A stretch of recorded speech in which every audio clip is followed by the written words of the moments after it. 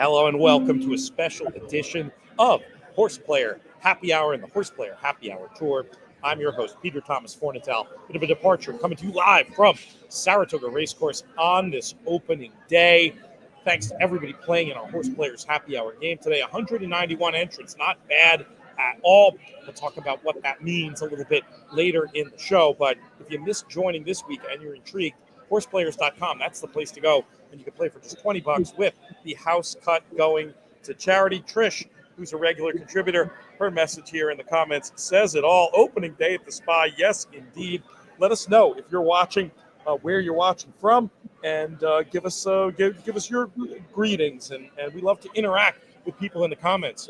One great thing about having today's guest here is a master at helping people construct their bets. So if you have a race where you have an opinion, you're not sure how to bet it, this next man I'm about to introduce will be able to help you out. It's a lot of what he writes about in his new book, A Better Way of Thinking, reviewed in today's edition of the Saratoga Special, by the way.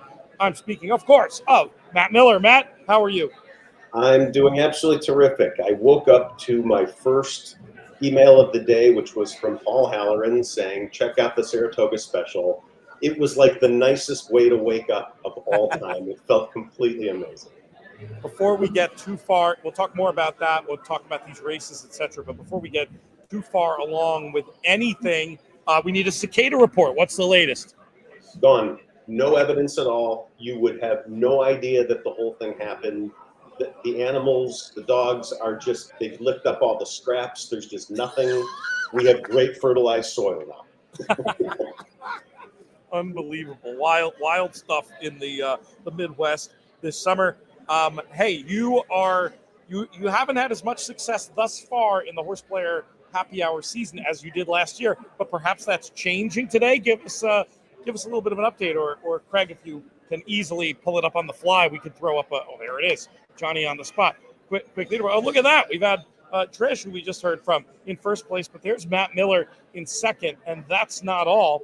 We see the former tour winner, David Browning's name leaps out there. Greg Kingman has also had won a BCBC through here, and there's that's right, two tour winners actually with Greg and David, and Matt also in 10th place. Matt, tell us all the work you put into handicapping to have these positive results. Yeah, look, for listeners that have seen me here before, sometimes I go with color patterns, sometimes I go with numbers. Today I went with quick picks. Whatever overlap there happens to be between the three entries is pretty random. The only adjustment I made was to take anything I was given at maybe 10 or 12 to 1 or higher and just pick the neighboring horse at lower odds than that. So truly random, 191 entries sitting in second and 10th. This is not the first time when I joined one of these broadcasts that I was sitting in this good of a spot and it all fell apart. So the last You're not race, counting any chickens. You're not counting any chickens is what I'm hearing. The first 4 races are just as important as the last 4. They're all weighted equally, and so we'll see. But obviously, sitting here in second, it feels pretty good. Who do you have in? I mean, I'm not going to make you go through your obviously non-existent handicapping logic on these picks. But who do you have in this race coming up? Are you? I assume you have 2 different horses. I do. I have the 13, which is 4-1. And I have the 12, which is 5-2. Not only would I be happy with either one of those winning, but that would just do damage to the rest of the field in terms of their chances to catch up. Right. As shorter price horses win. So, we'll see. As I'm looking at the odds board, I guess if you're on the 5 or the 6, you have a chance to make up some ground. But otherwise, these odds are all pretty short, actually.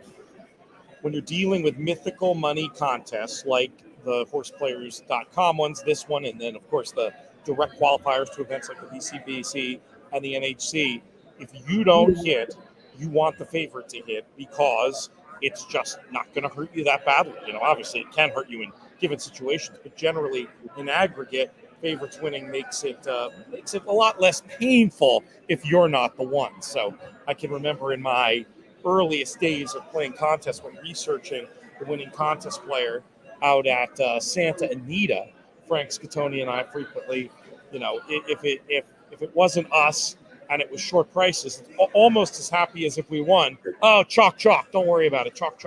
So that one was win place, as is this one. So the two positions, what matters. I kind of like maybe a little bit of preference for the 11 over the 12, but no super strong opinion. If you're in the comments, let us know who you're playing in here. We could talk about it. Obviously we're gonna have a race here in 90 seconds, but if you have a quick question for Matt, this might be a great time to ask it, and we'll just keep the conversation rolling. So look at the board, Pete. So, just look at the average odds of the average horse in the race. Okay, someone's going to cash, whoever wins here is going to get 11 or 12 bucks. I don't know, given where we're at in this tournament, with the leader at 58 and with 19th at 37, 12 bucks would be fantastic. And so, I really don't think people are out of it. I've said that before at this stage, and it feels like I'm just blowing smoke. But this leaderboard flips quite a bit at this point. And with no real long shots today, I think this is wide open and a good race. I don't know how much place prices will be, but this will be a nice race to catch a winner if you can get 3, 4, 5 to 1.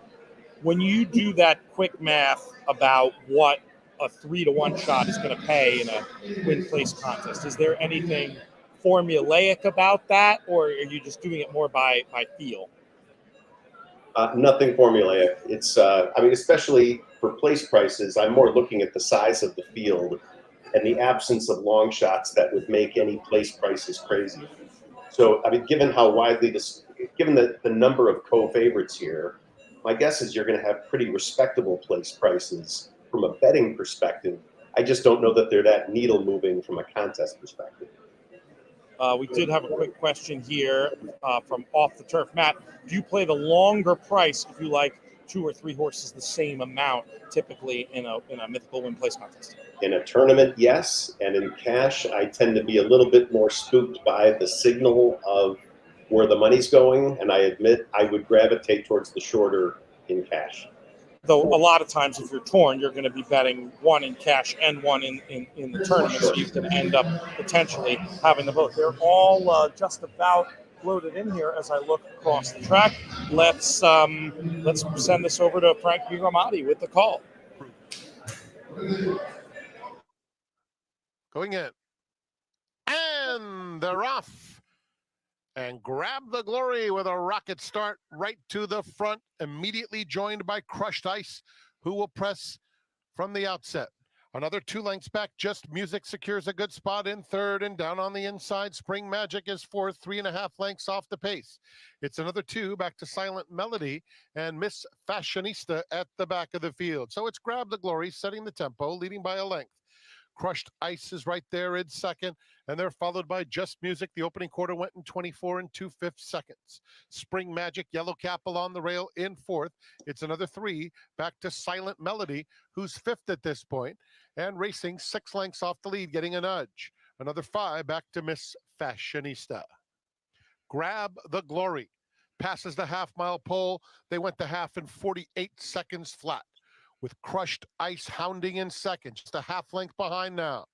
They're followed on the inside by Spring Magic, and Silent Melody is also in the thick of it as the field rounds the far turn. Also in that mix is Just Music as Crushed Ice makes that move for the lead. Crushed Ice takes control at the quarter pole and opens up 2, putting away Grab the Glory. Now a fresh challenge from Spring Magic with the yellow cap, who's starting to pick up some momentum, but Crushed Ice is tough. Maintains a length lead coming past the 8th pole. Spring Magic is second. The others are well behind. Crushed Ice is on a roll, and it's now 3 in a row under Julien Leparoux. Crushed Ice, a decisive victory. Spring Magic was second. Just Music finished third, and Silent Melody was fourth. Crushed Ice crushes them there in the 8th race at Saratoga. One of those funny things. So I'm sitting in the stretch seats where we have our table daily. So, basically just as they've straightened out from running around the turn. And it's amazing. Like that race on the TV looked so close. But watching live here, there's no way anybody was catching that horse. I've always felt that when you're live in the spot, in the stretch where you are, that you are able to see momentum so much better than on TV. There's actually a few race callers that have the same benefit. And believe it or not, I know people who have given them feedback that has said, your ability to see what's going on is so much better than anyone else's that you're spoiling the race. You know what's going to happen based on momentum, and we can't see that on TV, so slow it down a little bit. That's very funny. I totally get it. That's very funny. I think you're giving. I love it when they do that. They're telling horse players, in my opinion, things they need to know. But I guess, different strokes for different folks. The spoiler alert concept. It's interesting. One track in particular, Woodbine, I noticed. I mean, Robert Geller has an amazing eye and sees runs really, really well. But sometimes with him, I think somehow the audio that's going out, there's like a delay because he is like really calling things before they happen in a way where I wonder if there's like a tech thing that does it. But my colleague John Blantz over at Sky Sports Racing calls him Nostradamus as a result because he's also just a good tipster, but the ability to say what's going to happen. So I did want to button up one big topic with you, Matt, and then we have another guest who I'm going to bring in. We're going to let you go to the penalty box for a minute, as I like to call it. But I would say in a big full field, if you're just looking for a quick and dirty, now this obviously doesn't matter as much in a pick and pray contest, but when you're in what they call a live format contest where you can change the picks up to the post time of every race, if you take the win odd and multiply it by 3, that's a pretty good quick and dirty way of trying to determine if a horse is going to get you the price that you need. Would you agree with that? That's terrific advice. Quick and dirty math. And this is just so true of me in general. I tend to be so scared of coming up short that I just always subtract a little bit just because of price movements, and I don't want to have just missed it. I'd rather incrementally take a teeny bit more risk and be sure that if I hit it, I'm going to get it. Well, and there's also the idea of being blocked, that comes into play. Sometimes, and some of that's just betting personality stuff too. You obviously seem like someone quite opposed to leaving the putt. I don't know if you play golf, but if you did, I doubt you'd leave many putts short. Correct. Tom chimes in. Good to have him watching. But Tom, it's pick and pray. Go ahead in the morning. Do the quick picks. Come and join us. We could have had 192 or 3 or 4 had you played. No, I'm just kidding, Tom. We appreciate your support, and even if you can't play, it's good to watch. All right, Matt, we're going to send you out for a minute and bring in another guest. This man I want to have on here because, for one thing, I just always enjoy talking to him. He has probably the best name for somebody to be on a horse racing podcast. His last name, that was nothing wrong with his first name. You'll know what I mean when I actually get to introduce him. You might have seen him on the In the Money Media YouTube channel doing the Perfect Trip series, and with Del Mar about to start and a Del Mar Perfect Trip video in our archives. I thought it was a great time to welcome back to the In the Money Airways, Josh Wynn. What's going on, buddy? Big Pete, how are you? How does it feel to be in Saratoga? I'm faking the energy because I'm trying to hide my jealousy. But how was it to be there? Like I was telling you, I've told you this joke multiple times here, but it feels like all my friends are at summer camp, and I got stuck home because my parents made sure to cut the grass and take care of the dog this summer. So I'm going to live through you, and we're going to do happy hour right. I took it very literal, so cheers. Good. Good. You got a drink over there. How are you, Pete? I've just got the water now. We do. Another beer may materialize before the hour's over, but we got after it a little bit last night, so I'm trying to behave myself. But other than the slight hangover, life is very good. It's terrific to be back. I'm really looking forward to heading out to Del Mar next weekend. Going to get a jump on some of our Breeders' Cup video content for.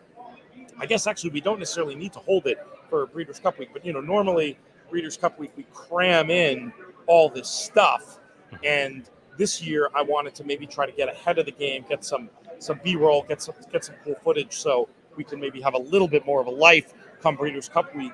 But I know we were talking about re-promoting the Del Mar Perfect Trip video that we did a while back, so wanted you to come on and talk about Del Mar and what your experiences were of the place, and maybe people who are thinking about attending the Breeders' Cup this November can get some ideas of start building their itinerary based on this Perfect Trip video. You know what, Pete? I think what you say in the video that we did last year is so important, and you're practicing what you preach.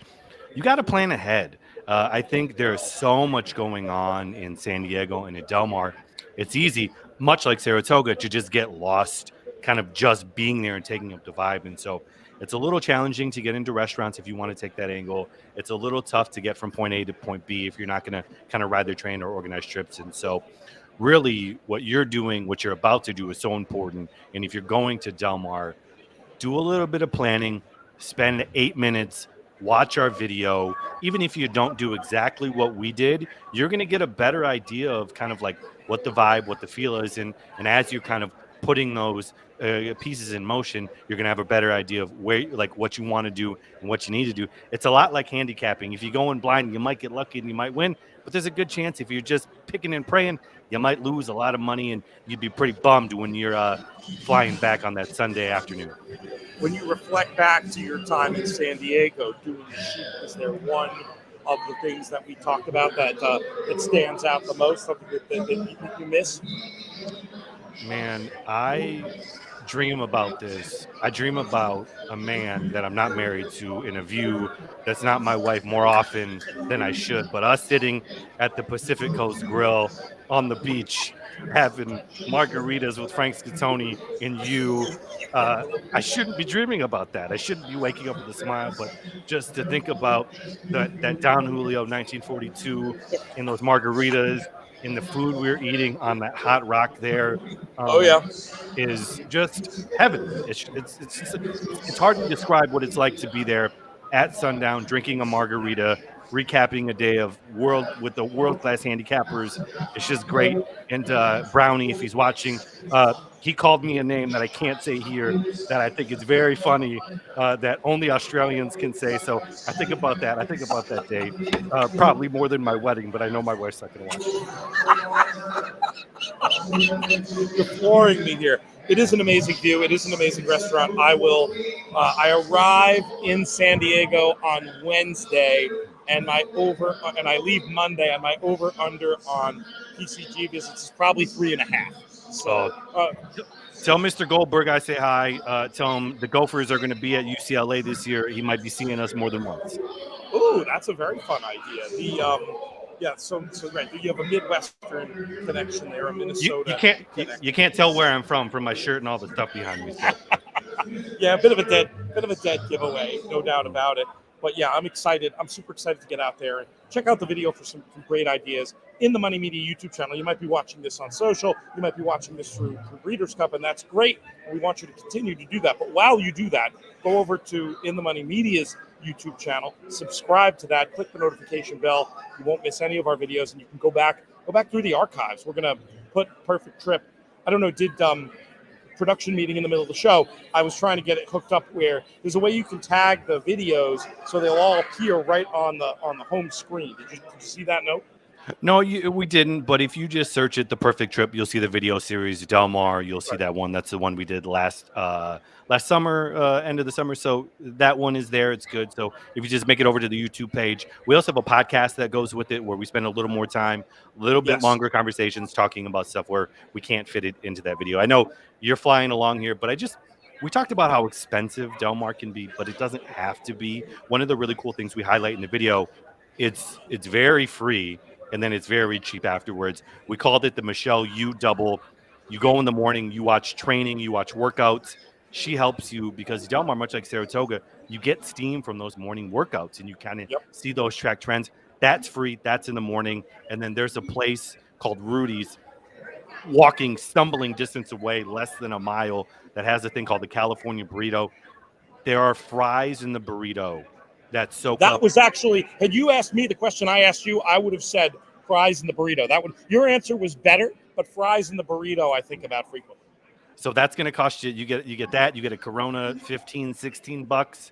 You soak up that booze. Even if you don't have a great day at the track, that's going to get you full. That'll get you to the next day. So Del Mar doesn't have to be expensive if you do a little bit of the work. And luckily for you, we did a little bit of the work for you by going out there early and checking out some stuff. I'll give you a bonus, couple of free ideas that I don't know if they made them into the video, but I was just thinking about it as you were talking, Josh, and the beach there, a couple of different options. I love the morning walk on the beach. That's something I'll do frequently out there. But also my great friend, the late great racing writer William Murray, who wrote an amazing series of racetrack mysteries. The kind of thing where, if you're a racing lover, go look up.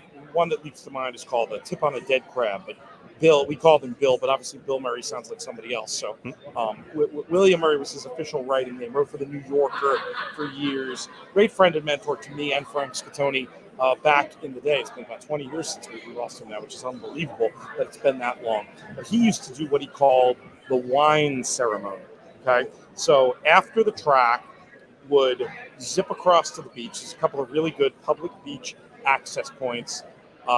Chilled bottle of wine in a cooler in the car, bring the wine out to the beach, a couple of folding chairs, watch the sunset.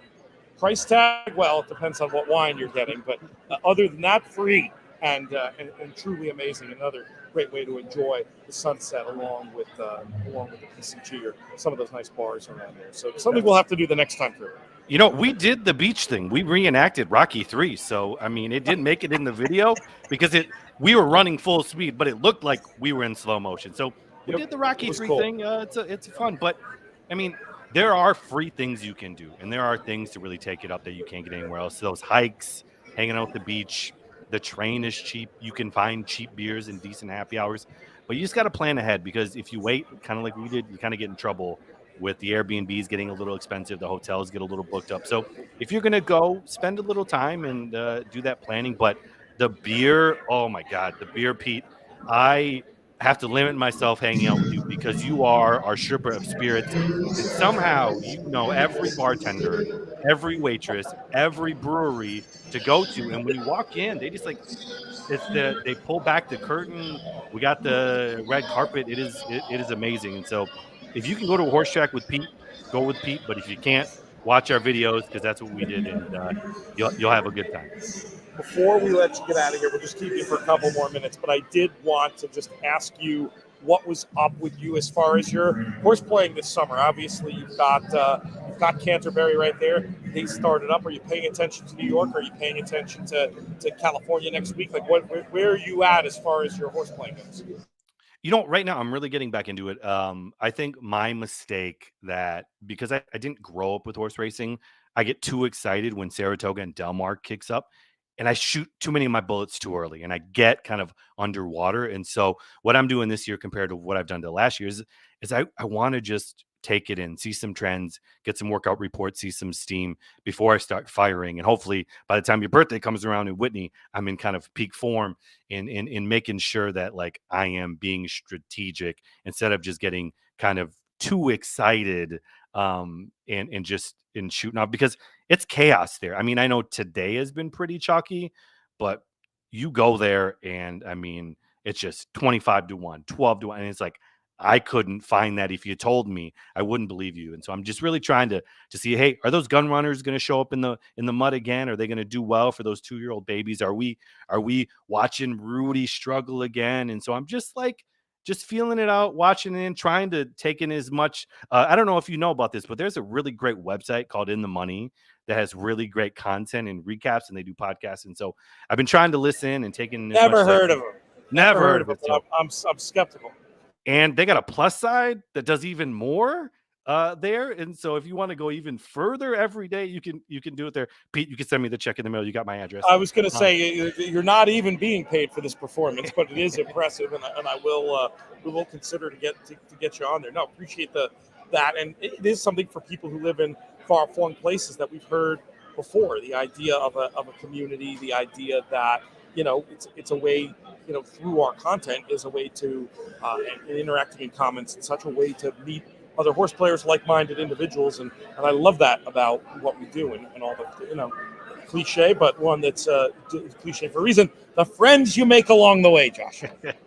Love it. Keep up the good work, Pete. Have a couple beers for me. When you go out to Del Mar, if you want to lay over Minneapolis, you can bring me with you. We don't have to tell my wife again, like the story I told earlier.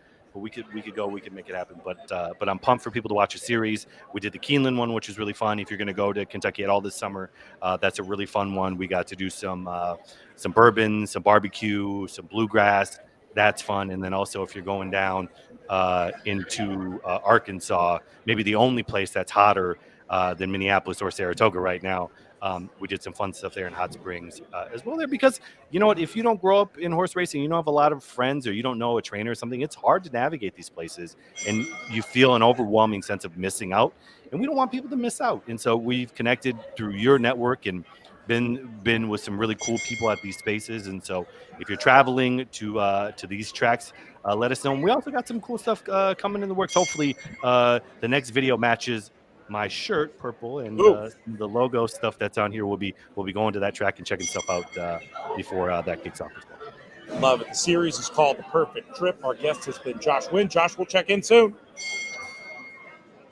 All right. Good stuff from Josh. Always a pleasure. Let's bring Matt Miller back in. Have you seen any of those videos, Matt? You're a planner. The Perfect Trip videos sound like they'd be something down your street. Look, you know the answer to that. That's how you and I met. It's like I actually contacted you in advance of a Breeders' Cup asking for restaurant recommendations, and next thing you know, Brad won that year. It was amazing. Arroyo Chop House.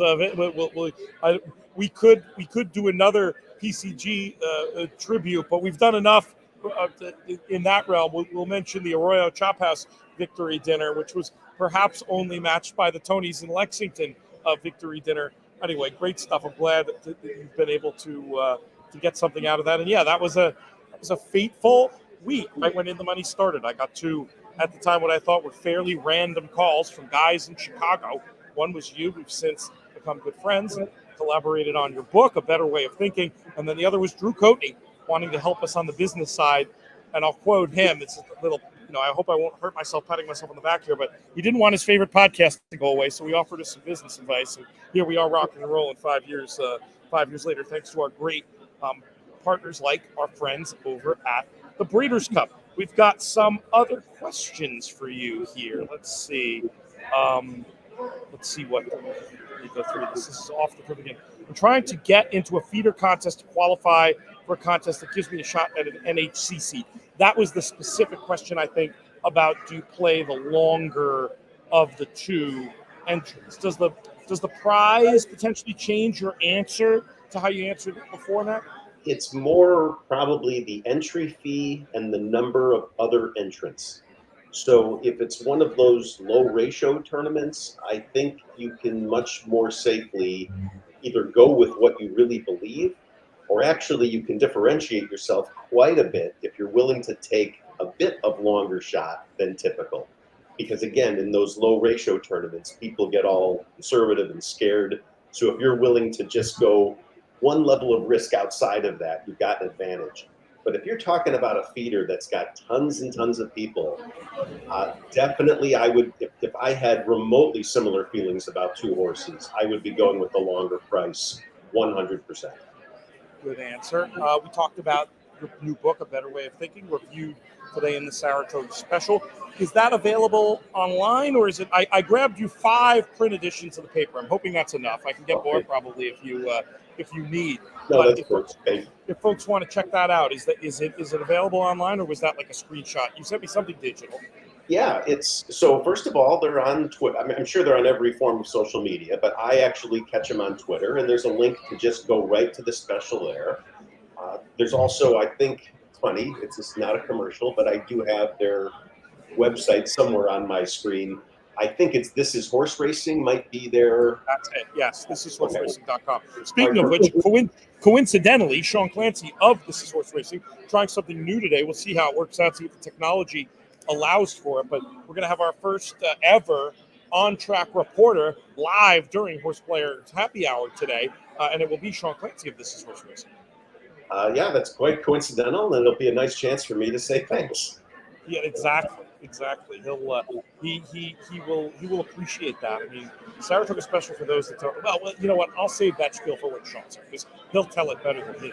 But we'll joke around. We'll joke around a little bit about my being involved at the origin of that. All right. So something we've been threatening to do And you may end up with you may end up doing these stories more than once, because I do at some point, maybe some point soon, when your audio book is available, and then the book will be available audio, print copy, obviously, and digital, all available through exclusively right now through a betterwayofThinking.com.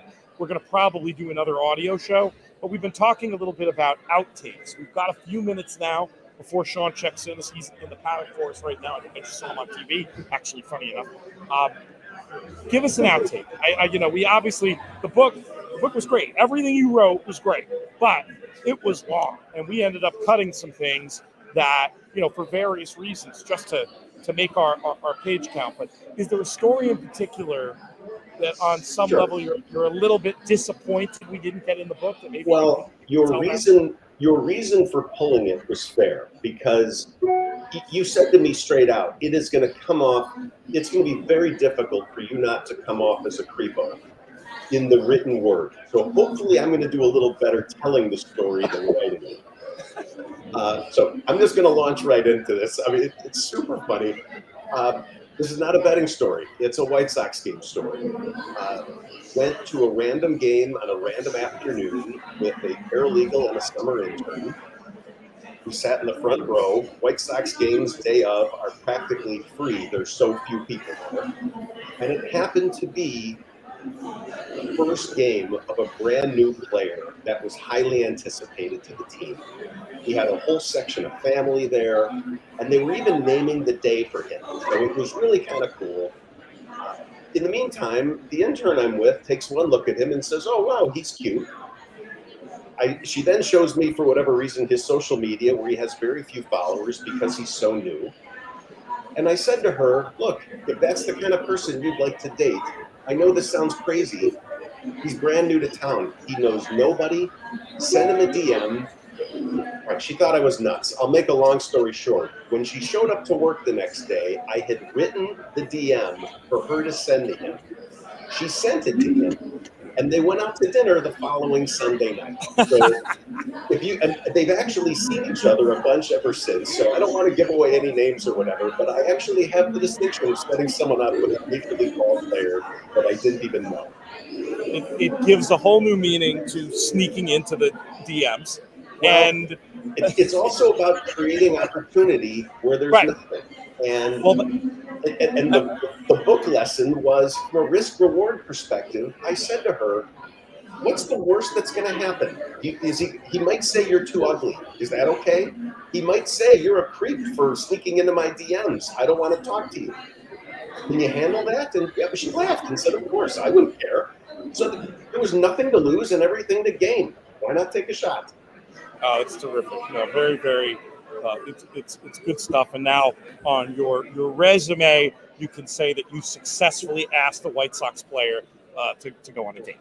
Yes. and your wife was cool. So I mean, hey, that's the best of all. That's it's without getting too inappropriate. I think we all have our hall passes. I'm sure I could get clearance for the entire White Sox roster. Now, have you kept the faith? Be honest. It's been a rough year on the south side of Chicago. No, and I'm not a negative person, and I don't want to be too mean-spirited. But when you have people chanting loudly, "Sell the team," when you have an owner that has publicly said that he's debating taking the team to another city, you have fully lost my support until you at least say, "We're committed to staying and we're going to try our hardest." And I just don't feel looking like we're getting that out of the White Sox this year. So I'm not a hater. I just looked over to the Cubs. They're not much better, but I don't think you have to be one or the other to live in this town. And okay, it's a shame that sports for this city are pretty rotten overall, but it's cyclical. I don't know.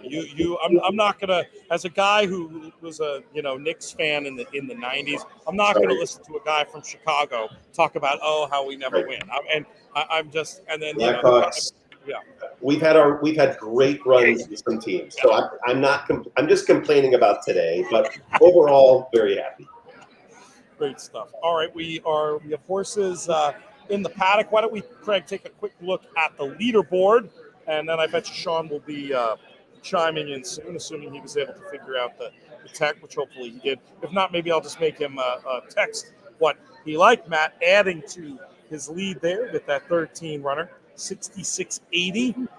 Chris Bertolucci. Now, that's a family name. Bertolucci's very active in the earliest days of contests, especially. Trish hanging in there in third, David Browning, Stu Cantor, the former champions back-to-back, Greg Kingma and David Browning, Chris Mraz in eighth. I might as well do the full 19 in this little run through. Mark Henderson, Mark Elliott, Howard Kaplan, Bob Montgomery, Chris Inman, Raymond Strohmeyer, I got that wrong. Strohmeyer, Matt Miller again in 15, so still a chance.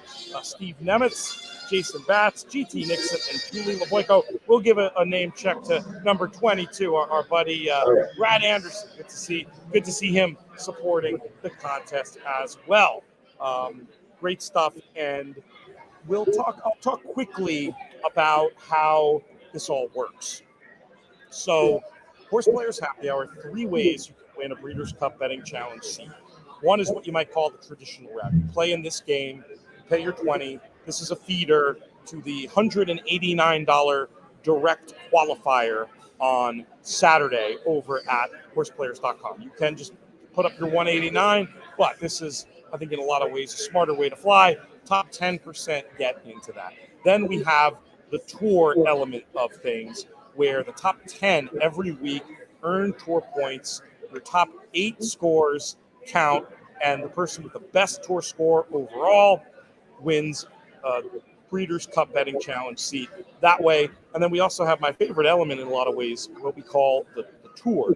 This enables you to even just play 1 week and have a chance to participate in these $20,000 that are added to the prize pool. The top 2 every week qualify for the playoffs, and then that field is rounded out by the next top tour finishers. So you end up with a field of 80 going to the playoffs, and then there is a unique, for now, format where 80 that cut down to 40, that cut down to 20 in successive weeks, and then that 20 goes down to 10. We play a final table the week before the Breeders' Cup, and that person, too, will win a BCBC seat. Definitely one of the best deals in racing, and all kidding aside, Matt, you're obviously more attuned to the wagering side of things than the handicapping side of things, and for a contest like that, between being able to differentiate the positive financial terms, it's just, you want to support the event, it's easier for you to play patterns and such, and the handicapping is something you bust out more for special occasions. Is that a fair way of saying it? It's 191 sharp horse players that are firing at all angles at 11 races, and there's only so many unique combos to have. And so rather than gravitate to the horses that I think most gravitate towards, I'd rather gravitate towards, I'm not going to use the word literally, I'm going to gravitate towards something that's very much the opposite, which is intentionally randomized. When I get to the more serious tournament, at that point, I think I got to get a little deeper, but I call it serious because there's fewer people. The ratio changes a little bit. The nature of the game changes. So my strategy for this tournament, and look, I probably think most important to add on to what you said in describing all of this, almost everything you said is gravy. This is a good tournament in and of itself, right? A reasonable entry fee, a fun tournament, a prize we all care about. This is something a lot of us would do anyway. And the fact that there's a tour and there's a leaderboard and there's 2 other ways to get BCBC seats, it makes it a complete no-brainer. Then you throw on the charity piece. So I don't want to go so over the top. And no, I'm not being sponsored for this. And so it's an honest reaction. I think this is a no-brainer. And yeah, for me, playing quick picks and whatnot is a fun way to do it. Sorry. We talked about him before. We're going to bring him in now. He's working on his camera shop, but it'll work out. We can be informal here. This isn't America's Day at the races. He's got a little bit of background noise I hear. Oh, that's just because the tractor went right by him. I bet we'll hear him now from thisishorseracing.com and the Saratoga Special. He's Sean Clancy. Sean, what's up? Hey, I need an assistant out here. I'm doing everything. I'm holding the camera, trying to look at horses, trying to deal with the tractor. and I had a good laugh. I was thinking about the last time we chatted on air. It was probably Cheltenham, I guess, right? In March? Yep. A long way from Cheltenham, right?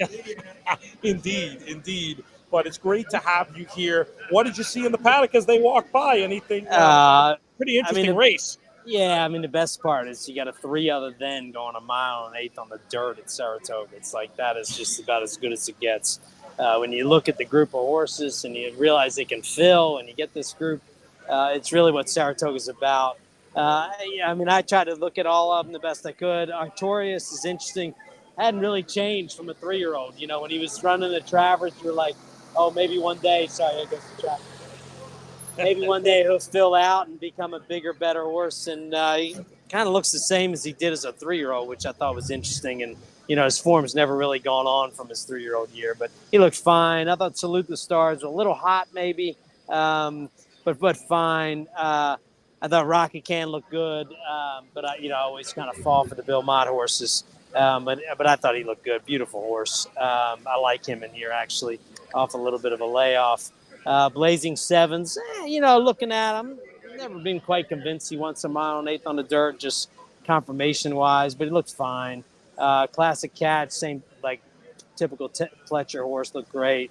Untreated, beautiful horse. He'd been off a long layoff. He really good, kind eye. He kind of looked at all of us like, in a way, like, hey, I'm back. But I thought he looked good. But the best part is coming to Saratoga and getting a 3 other than to fill, going a mile and 1/8 on the dirt. Like, it's classic race. It is great Saratoga stuff. Did you mention in your quick rattle through there anything about the 5-runner Warrior Johnny? I was a little bit intrigued by this runner on paper for Phil Bauer. The trainers had so much success up here the last couple of years. I mean, or is it the kind of thing where if you don't make a note, it was just a horse? Yeah, I mean, I noticed him. I thought he looked good. There's trainers, for me, looking at horses, I don't really even look that hard at a Phil Bauer horse because they're always about the same. They're pretty consistent. They always look good. I trust them. I like the way he trains. So in a way, I almost just say, okay, yeah, that's that. I mean, he looked like a perfectly good 3 other than on the dirt. You know what I mean? Like, so sometimes doing this, it's like I have trainers that Bill Mott's one. I mean, Bill Mott's horses always look good. So, it's like going back to Cheltenham. When you go to Cheltenham, it's like you can't, don't get all excited about a Nicky Henderson horse because he looks good. They always look good. So it's a little like that.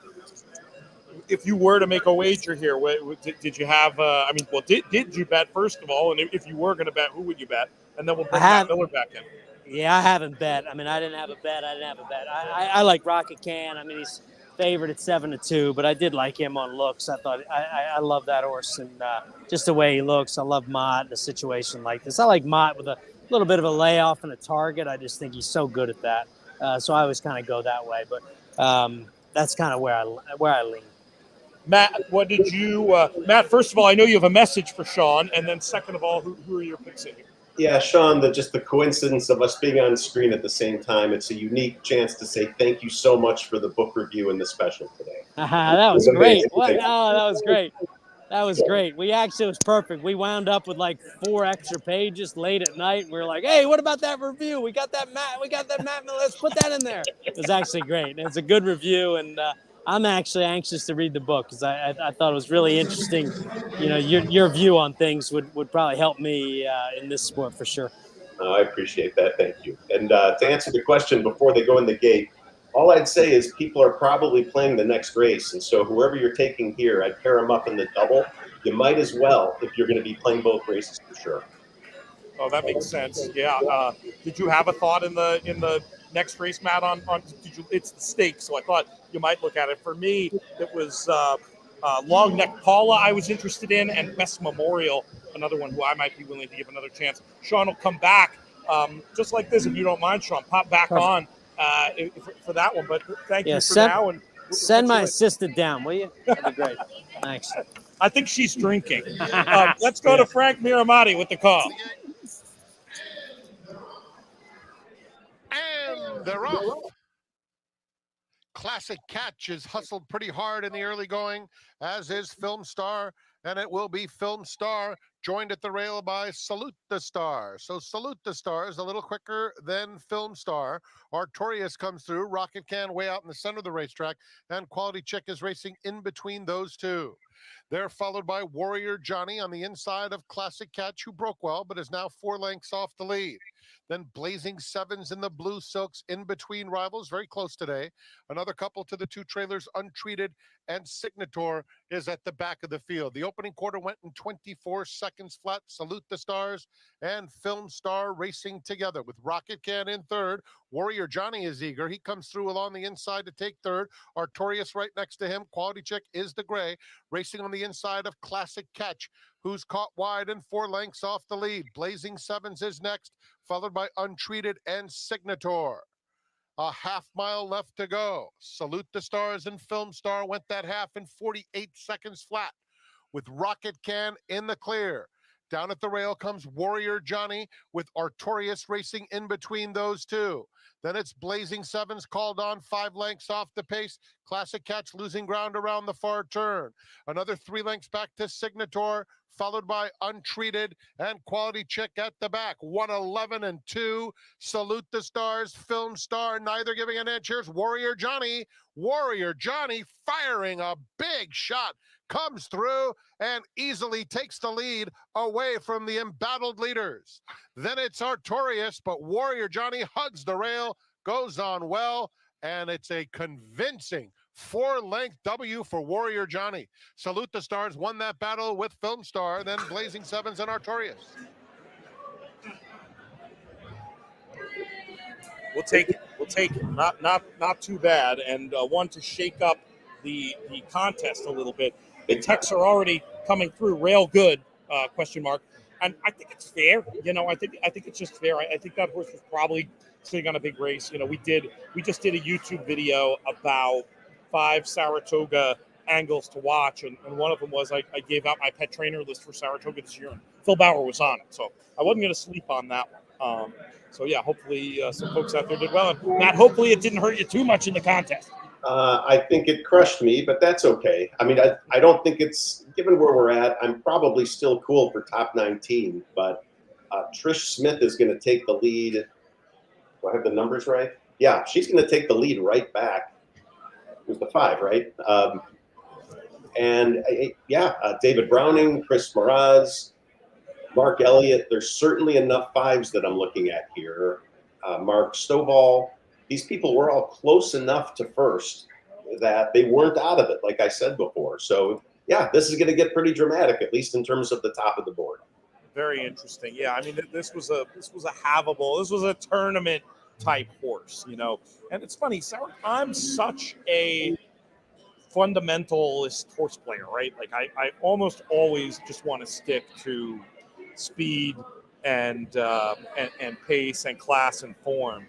But for me, Saratoga it's an angles racetrack more than others, where I'll lean on some softer stuff here when it comes to when it comes to these things, and a horse like that who on paper had a bit to find, I have no issue going. So anyway, I just spent too much time patting myself on the back here, but hey, we got a winner, and we'll take a look at that leaderboard when it updates. Meanwhile, a good question for you, Matt, from Racing Downwind. Do you have any advice for newbie tournament players who are trying to move over from being a long-term cash player? That's a great question. I mean, that is definitely a friend trying to serve me up a softball. So thank you, Dave. Yeah, I definitely do have advice. And so you first have to choose your tournament type. Is this the $2 pick and pray variety that we're playing today, or is it the live bankroll bet real money variety? I'm not shy about voicing my personal preference for the latter. I find that my skills as a bettor get more taken advantage of and are used better in that second type of tournament than in the $2 win place, where you're kind of stripped of the ability to bet creatively. So especially if you're a long-term cash player, I do think that the live money cash tournaments are a logical place to look.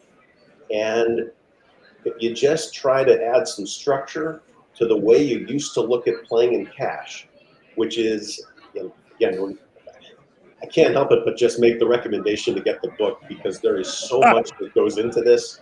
But it's setting goals at the end and having an understanding of what it takes to win the tournament or place highly.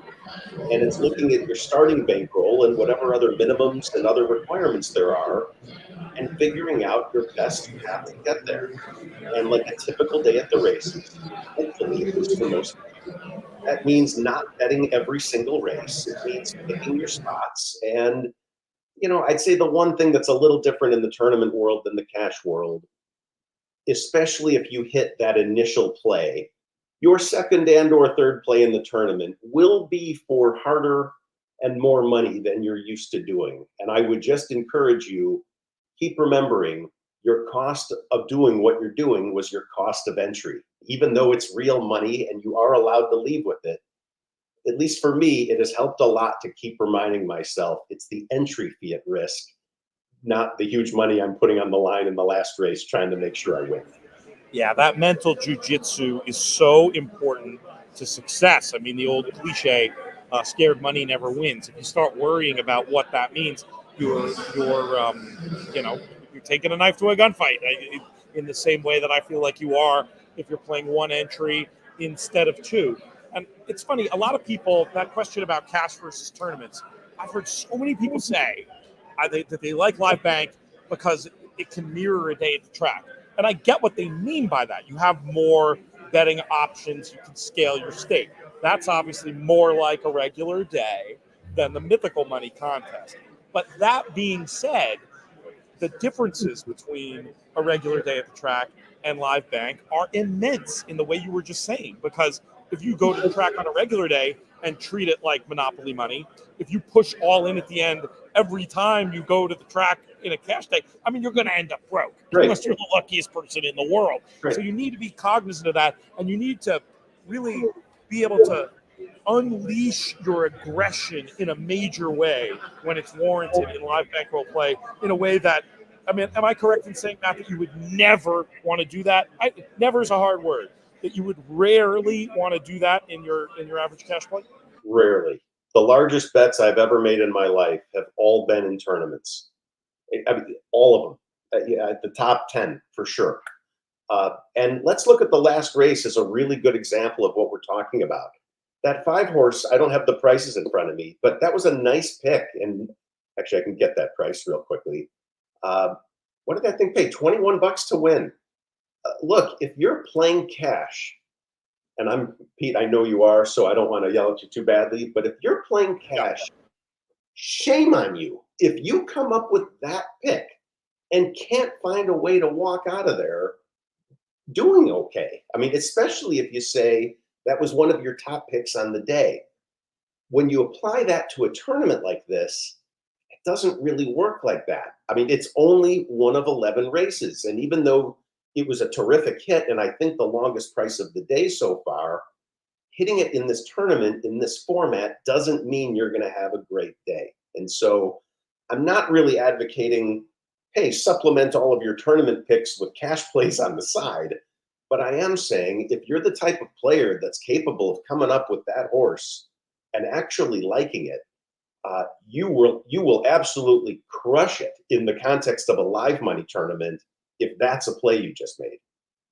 I think that's great. That's a great point. I mean, it is very different. And we'll bring in. I love Lee Davis. He chimes in the comments. I'm not sure what specifically we said to make him share. That was earlier around strategy for the $2 win in place, and he's right. Okay, He says no chalk in the $2 win in place tournament. But ironically, well, I don't know. Maybe that's not a good use of ironically, but notably. Very, very different in live bank terms. I mean, Matt, we've seen what some of the prices that your buddies and you have won the BCBC with, and I'm not going to say it's all chalk, but it's closer to all chalk than no chalk. True or false? True, and it's betting strategy, and it's using daily doubles for leverage. But right, and this is just off the top of my head, but as I go through the string of winners that Drew put together, I think 5-1 was the longest shot. 7-2 was next. there was a horse in there at 0.48 to 1. So he had some favorites too. I think about my year with Nick's Go, 3 to 1 on him. Life is Good was 3 to 5, and I hit a daily double earlier that paid 20 to 1.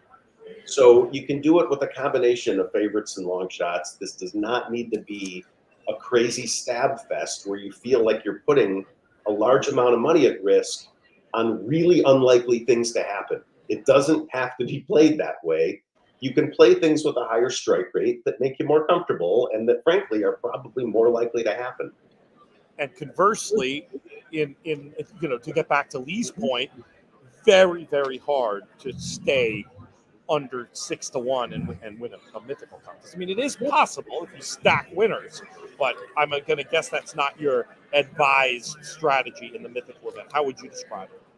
That's correct. In the mythical variety, again, I really look at the size of the tournament field and how much work I feel I need to do to distinguish myself. And if the field isn't huge, I may handicap or listen to my favorite handicappers and actually try to pick the winners. I know that sounds so silly that I'm almost making fun of that concept, but otherwise, I don't really look at these contests as about picking winners. I look at them as putting myself in a position to win. And so for a contest like today, you want to make fun of my pick, my quick pick strategy, that's fine. But I wouldn't make fun of someone that said 191 entries. I'm pretty sure I'm going to make top 19 if I catch one long shot. And so every horse I play is going to be between targeted 10 and 18 to 1. That's a perfectly valid strategy. And by the way, if you happen to catch 3 of those, you're going to win this thing for sure. And that does happen. And so lots of different ways to do it. But right, I think just going with a bunch of chalk, especially in a pick and pray like this, you're going to really need to catch pretty much every winner or really close to that, because you see from the last race what a $21 winner will do to the top of a leaderboard. Yeah, it didn't do as much damage to me as I expected. I'm still in 5th, and I'm happy with that. But right, it changed things for an awful lot of people in a very good way. Let's do the rundown of the leaderboard, Craig, if you've got it there. Yep. Illustrate Matt's point. I don't mind using chalk as much in this format because it is top 10%.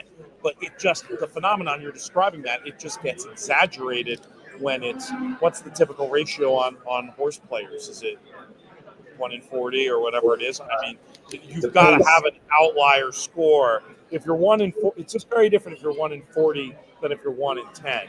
So I imagine it just becomes a more extreme version of what you're talking about. Some of these are 1 in 125.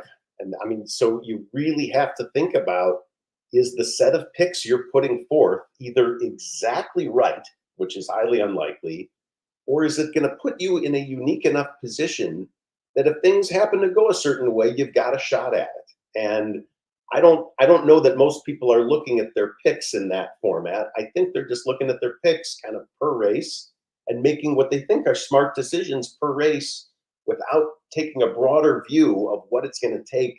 Right? Try and picture what the leaderboard looks like at the end and try and understand how that person got up to $142. What are you going to do to get there? At least, are you giving yourself even a chance to do that? You're obviously much more of a fan of the live bankroll format, but at the same time, I want to make it clear, you're not, the way you're approaching this, you're not denigrating or making fun of the people who, obviously there's skill in these, because you see so many of these contests, even in a 1 in 40, 1 in 60, 1 in 80, whatever it is, you see a lot of the same names up there. I mean, what is your reaction? What is your view of these people who can do this consistently? I know a bunch of them. They're really good at this. There's a strategy for this. And I hope I'm not offending them when I say I'm more impressed with their strategy than their picking. It's the strategy that gets the players back to the top of the leaderboard repeatedly. Yes, they happen to be very good pickers as well, especially in this format, but I'm not critical of a different strategy. My strategy also takes into account the fact that I don't want to invest a lot of my time. I'm busy these days, and I still want to be supportive of this, but someone that does have the time to handicap, knock yourself out, especially if you enjoy it and it's fun and It'll certainly feel more rewarding if you win than to have won or qualified via quick picks. So lots of different ways to do it is all I'm saying. But at the end of the day, it really is all about distinguishing yourself. And this format of top 19, of top 10%, it's a different format than a lot of these where it's just a BCBC or an NHC seat on the line, where you do need to be tops out of 65 or tops out of 125. And you really have to distinguish yourself differently, in my opinion, there. Or even worse, be subject to losing by 20 cents because you and 8 other people were all picking the same stuff and it was just one little place price that made the difference, and you go home sick about it. That something that insignificant is what changed your whole day. I'd rather have given myself just a shot at it than have put myself right amongst the mean and right with everybody else and essentially needed everything to go perfect for me to hit. Hour 2 of HorsePlayers Happy Hour is underway. Matt, you talk about how busy you are. You'll appreciate this. You'll take this comment in the spirit it was intended, I think. You talk about how busy you are these days. It must be at least an hour a day to choose your wardrobe. So it's funny. I think by the time these shows are done, I will admit to the public as to how many of these hoodies I own. And I think if you look at the colors, you could probably predict how many I have of each. Yeah, it's a retirement uniform. Sorry. And by the way, I'm looking out into the audience, dead serious, saying I do have some designs, hopefully, of being some sort of a motivational speaker one day. This is going to be part of the contract. This is the outfit. There is a purpose behind it. And you know what? That actually ties into something serious. What is the point when you go and there's 100 people in suits dressed to the nines and you walk in? What statement are you making? When you walk in dressed like that, what statement are you making? I don't have to do it that way. And I may suffer the consequences of that in terms of you thinking I'm not respecting the event enough or whatnot. But I mean, part of my whole shtick is I don't want to do it like everybody else. And like, what a joke to be able to say I want to be a speaker one day and wear a hoodie on the stage and then actually get to do that. And that's not an ego flex. It's really just saying, hey, look, I mean, even something this stupid you could do if you really want to do it. It's all a function of what's important to you. But yeah, my message in so many ways is try to avoid standard.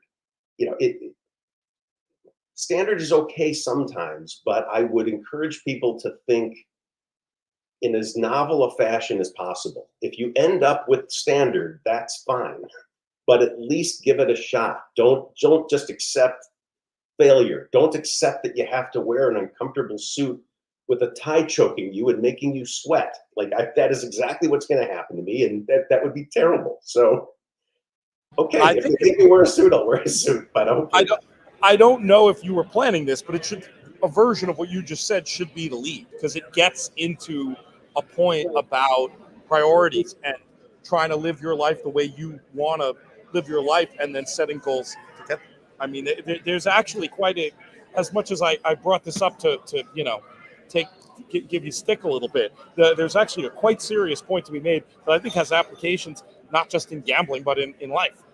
Absolutely. And look, you're talking to someone who had a book reviewed in the Saratoga special today. That's crazy. And I want to look at people and say that could be you, right? You probably have a bunch of great stories. Every single horse player I meet, when we talk about origin stories or whatnot, I feel at least most of them have enough material there that they probably could come up with their own thing. Do it. I love that. There's nothing stopping you. Do it. It's inspiring. The book is inspiring. I do want to pause for a second. I'm not sure if you'll have the answer to this. When will the audiobook be available? Do you have a date? Have you heard back from them? I haven't heard back from them. I know that when you submit an audiobook for approval, there's a whole bunch of technical requirements that you have to meet. So I think we're in that waiting period. My guess is I would have said this week, but now I'm getting a little nervous with that. So I'll say within the next 2 weeks. And it'll be one last blast on Twitter where I'll make it clear all the places to find the different formats. I do think this audiobook is going to be fun, although what I do hear from readers is that, strangely, they hear my exact voice and intonation in their heads as they read this thing. So that might be a little intense. Sorry. Just got a note from producer Rob, who's sitting with me. We have a content producer today that I didn't even know about. He points out that we have 8 different jockey winners so far today, and that Jose Ortiz right now, leading rider at Saratoga with 2, seems primed for a big meet with the work he's been doing out in Kentucky. But yeah, we're seeing some of the parity that can happen at a meet like this, and hopefully it's always fun to have the top stars doing well, but it's also fun to see some different names up there, and hopefully that's a trend that's going to continue. So you're an Arlington Park guy. I know you were relating to Craig Seidler when we had him on last week about that. Did you have any, over the years at Arlington, did you have any particular pet jockeys or pet trainers, people that you, regardless, outside of the betting, were always rooting for? Here's why I'm shaking my head, because my answers are terrible. They are all like horrible ROI plays. They were just the people that had action. So when you say that, immediately that comes to mind: Mark Guidry, Renee Douglas, the Frank C. Calabrese trained horses by Catalano. Right, that was a very potent combo. None of these angles had a positive ROI. Pat Day was huge for a while, and that was a time in my life where I was just looking to hit winners, and just in a very naive sense. I didn't have a lot of strategy, and so I would very much, in today's terms, it's like going to the track saying, "I love Irad. I'm just going to bet him every time," and that's fine, except that's not a great. You're not going to make any money doing that in the long run. You might hit a race or 2 here or there. You'll certainly be on a lot of favorites and have a lot of action. But yeah, that's kind of the way I used to play Arlington back then, and I can't say I'm super proud of it. That's interesting, and it actually ties into something I've been meaning to ask you, because I didn't really hold your feet to the fire as your editor in the book on this. You explain the narrative of the Breeders' Cup Betting Challenge experience that did sort of galvanize you and make you, change your approach in tournaments. But was there, the way you talk about your past, like right there, it's like you're talking about another person. What was there, beyond what we talk about in the book, was there a eureka moment for you where you said, I have been doing this all wrong? I have a great answer. And it's, if you know me personally, this goes like right to the core of who I am. I was I am still, but I was a devoted father and committed to being home as much as possible with my kids. Getting to the racetrack was not simple. I often would take them with me. It was during the summer. But for something like the Breeders' Cup or the NHC, to say to my wife, "Hey, I want to go to Del Mar this fall," or "I want to go to Vegas," that's a little tough with kids at home, whatever. This is so pathetic to admit. I figured if I did well in a tournament, I'd have the ability to say, "Hey, I'm sorry, I won. I have no choice. I have to go to this thing." And so actually, that is how I went to my first few Breeders' Cups. I just found a way to win a vacation, and it was just a nice excuse to get away from home. These days, I don't need the excuse. The family couldn't be more encouraging. And by the way, back then, they couldn't have been more supportive. It was really self-imposed. A lot like golfing dads, I just didn't want to be one of these dads that was disappearing. It's a shame from my perspective that the best races every week are on Saturdays. I mean, that's also family time. And so striking the balance wasn't simple, and going with them was nice. But yeah, these tournaments gave me a nice excuse to go get 2 or 3 days at the racetrack. It was kind of fun. That makes sense. And then, you had, and we won't go into all of it because it's all in the book, but you had the experience. Was it, what year was it?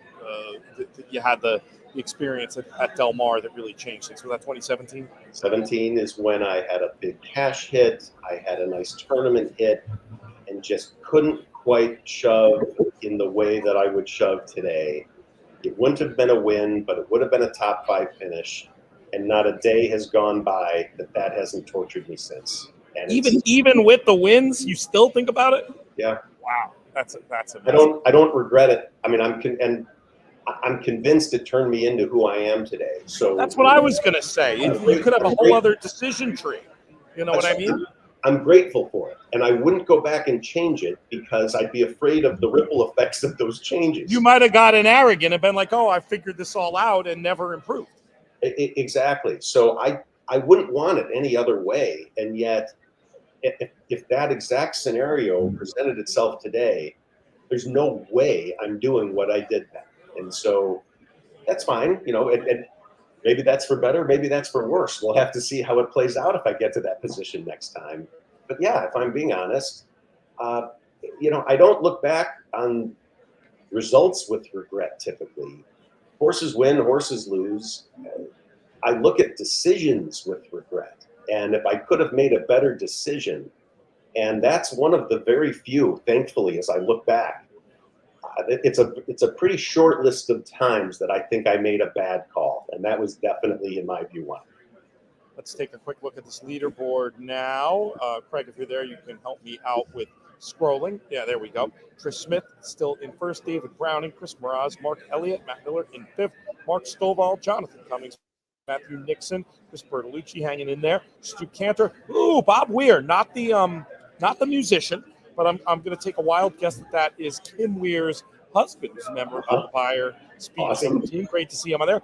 Pete Dressens, who was the rookie of the year on the NHC tour back when I was covering that regularly, in the running for I think maybe him and Steve Bick might be in a dead heat for the best dressed men at the track. They would both be fully suited and booted, even on a day like today. Mark Henderson, Howard Kaplan, Matthew McJunkin, John Marino, Chris Inman, and then a double shot of John Maslin, who is doing that. This is very interesting looking at his picks. All the same up till the last race, which I guess he just was divided in the 11th today, so decided to play it that way. But in very good position in the David Browning also in 21st. So he's in a pretty good position, at least to advance on to Saturday. They are still in the paddock. I'm sure Sean will check back in with us soon. Let's see if we can see him there in that wide shot as they walk out. He's in there somewhere.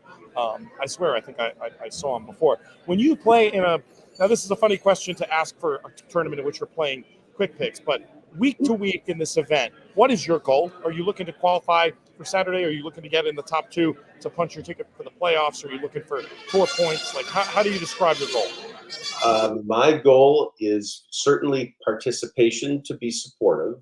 And after that, I just look at it saying, hey, if I can get into the qualifier for the weekend, that's a decent tournament to give me a shot at a seat. And so anything else that happens with points and the leaderboard or whatever, certainly very grateful for it. I did make the playoffs and had a deep run last year, but I'm not going to say that's my goal. My goal is just to be top 10%, get a seat into the Saturday qualifier, and see if I can make magic happen. Well, that makes all the sense in the world, and I do know that at the base is you wanting to support this. What I mentioned in passing and should have paused on for a second is the fact that $20 you put in, HorsePlayers.com, does not take a cut. That cut goes to Thoroughbred Aftercare, specifically Thoroughbred Aftercare Alliance, and then also this year our new charity partner. We're still very interested in the work they're doing over at TRF, but with Kim Weir, who's our first partner ever at In the Money Media, moving on to Therapeutic Horses of Saratoga. We're supporting them as well. And speaking of aftercare, be on the lookout next week for episode 3 of the On the Lead podcast, our collaboration with the Jockey Club, because the topic is aftercare. And we've got some great guests and interviews, and I'm really proud of what we came up with. Already strategizing that it might be one I submit for the Audio Eclipse Award. Really happy. Love this partnership with Shannon Kelly over at the Jockey Club, and it's been fun every week delving into these topics and checking it out. So I suggest that everybody have a listen to the new On the Lead when it drops Sunday, Monday. We'll see. I got to sit down and cut the thing, and then we've got to get our friends over there to approve it, which I love how involved they've been at the Jockey Club with this, giving us lots of good feedback. And, of course, I gave props to our friends at the Breeders' Cup on the show for coming up with this idea, helping cook up this idea where we donate this cut to charity. I've had some people ask about Matt Bernier. We are going to have Matt on a show. I think as soon as next week, we're going to do a pre-tape with him. Obviously, when he went to work for TVG, official betting partner of the Breeders' Cup, he just doesn't have the time to be on here live anymore. But boy, there'd be no Horse Players Happy Hour tour without him in terms of the creative, coming up with the format, and of course being here with us since the beginning. 2 minutes to post, hoping that Sean will pop on soon. Matt, I know you have other stuff cooking, so we will tell us your picks here, and then we'll release you. So I'm looking, and it's one of the perils of quick picks, admittedly. My entries in 5th and 15th happen to be on the same horse, and the horse happens to be 2-1.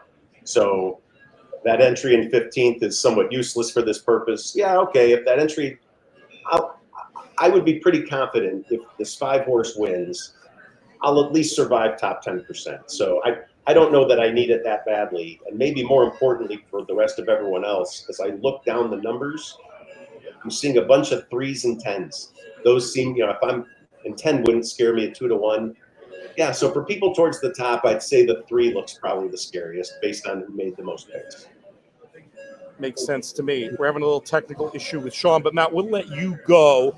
I'm going to tell Sean, if he can hear me, to leave the room and come back again. Hopefully we'll get him in and get his thoughts on this one. I was with the 9 in here, who I thought was interesting. I just really like Long Neck Paula's first race.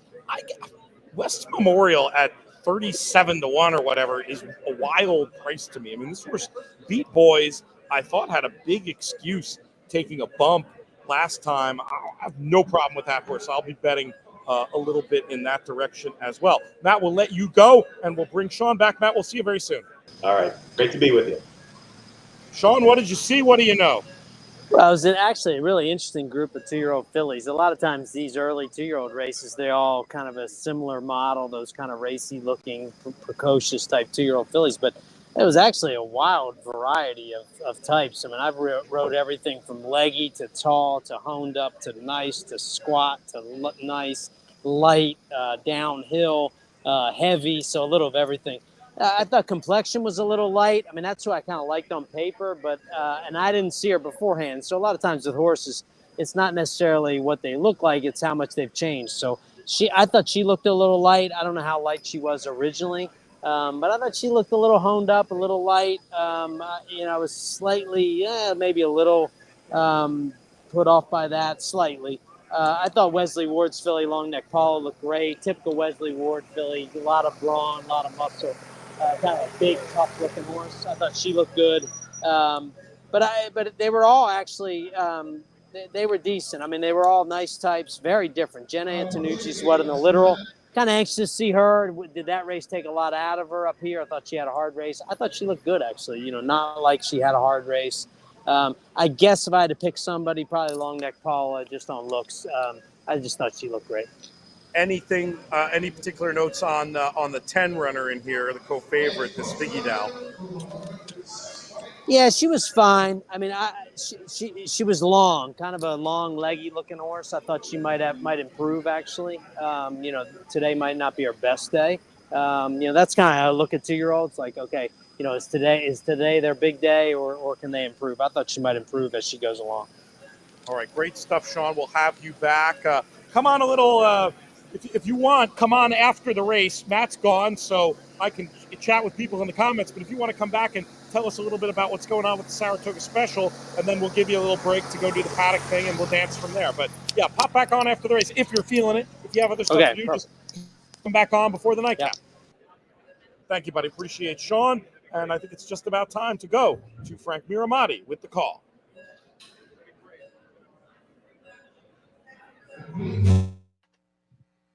The Queen's MG to the outside. Goes in.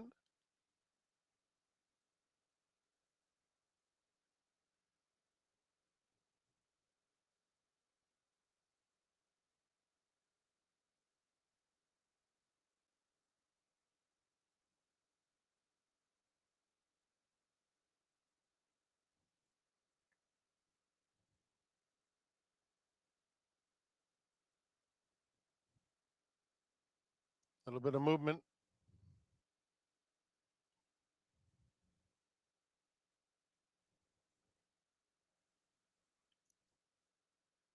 that one jumping off. That's John Velasquez, who has jumped off Complexion at the gate. Climbing back into the starting gate now.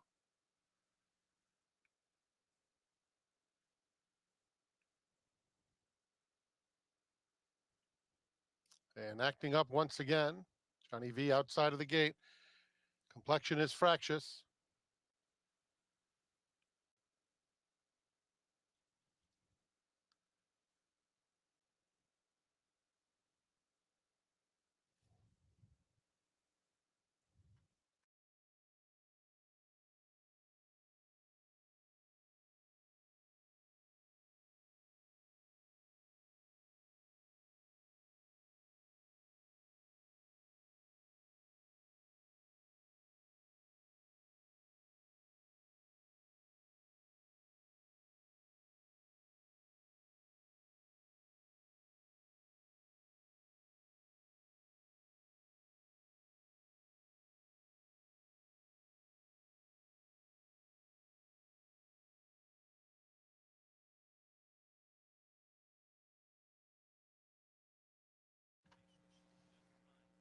Complexion being guided back in.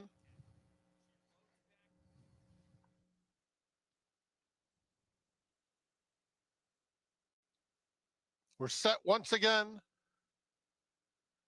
And they're off in the Skyville.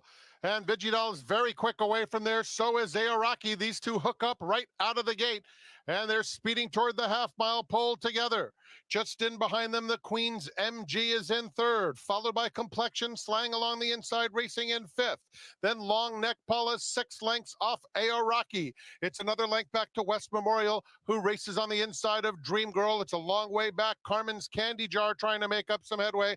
Being pulled out of the race is Slang. Slang has pulled up, leaving the trailer as Sherbini. 21-4 for the opening quarter. It's Aoraki in front.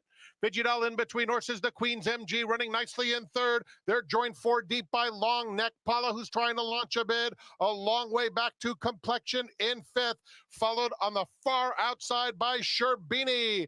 There's 3/16 of a mile to go, and the Queen's MG emerges with the lead and pulls away authoritatively under Dylan Davis. The Queen's MG by 4. Sherbini storming down the center of the track, trying to get into second, but it was a one-horse race. The Queen's MG in a Schuylerville runaway. Sherbini was second best. Third went to Long Neck Paula in front of a flying Carmen's Candy Jar.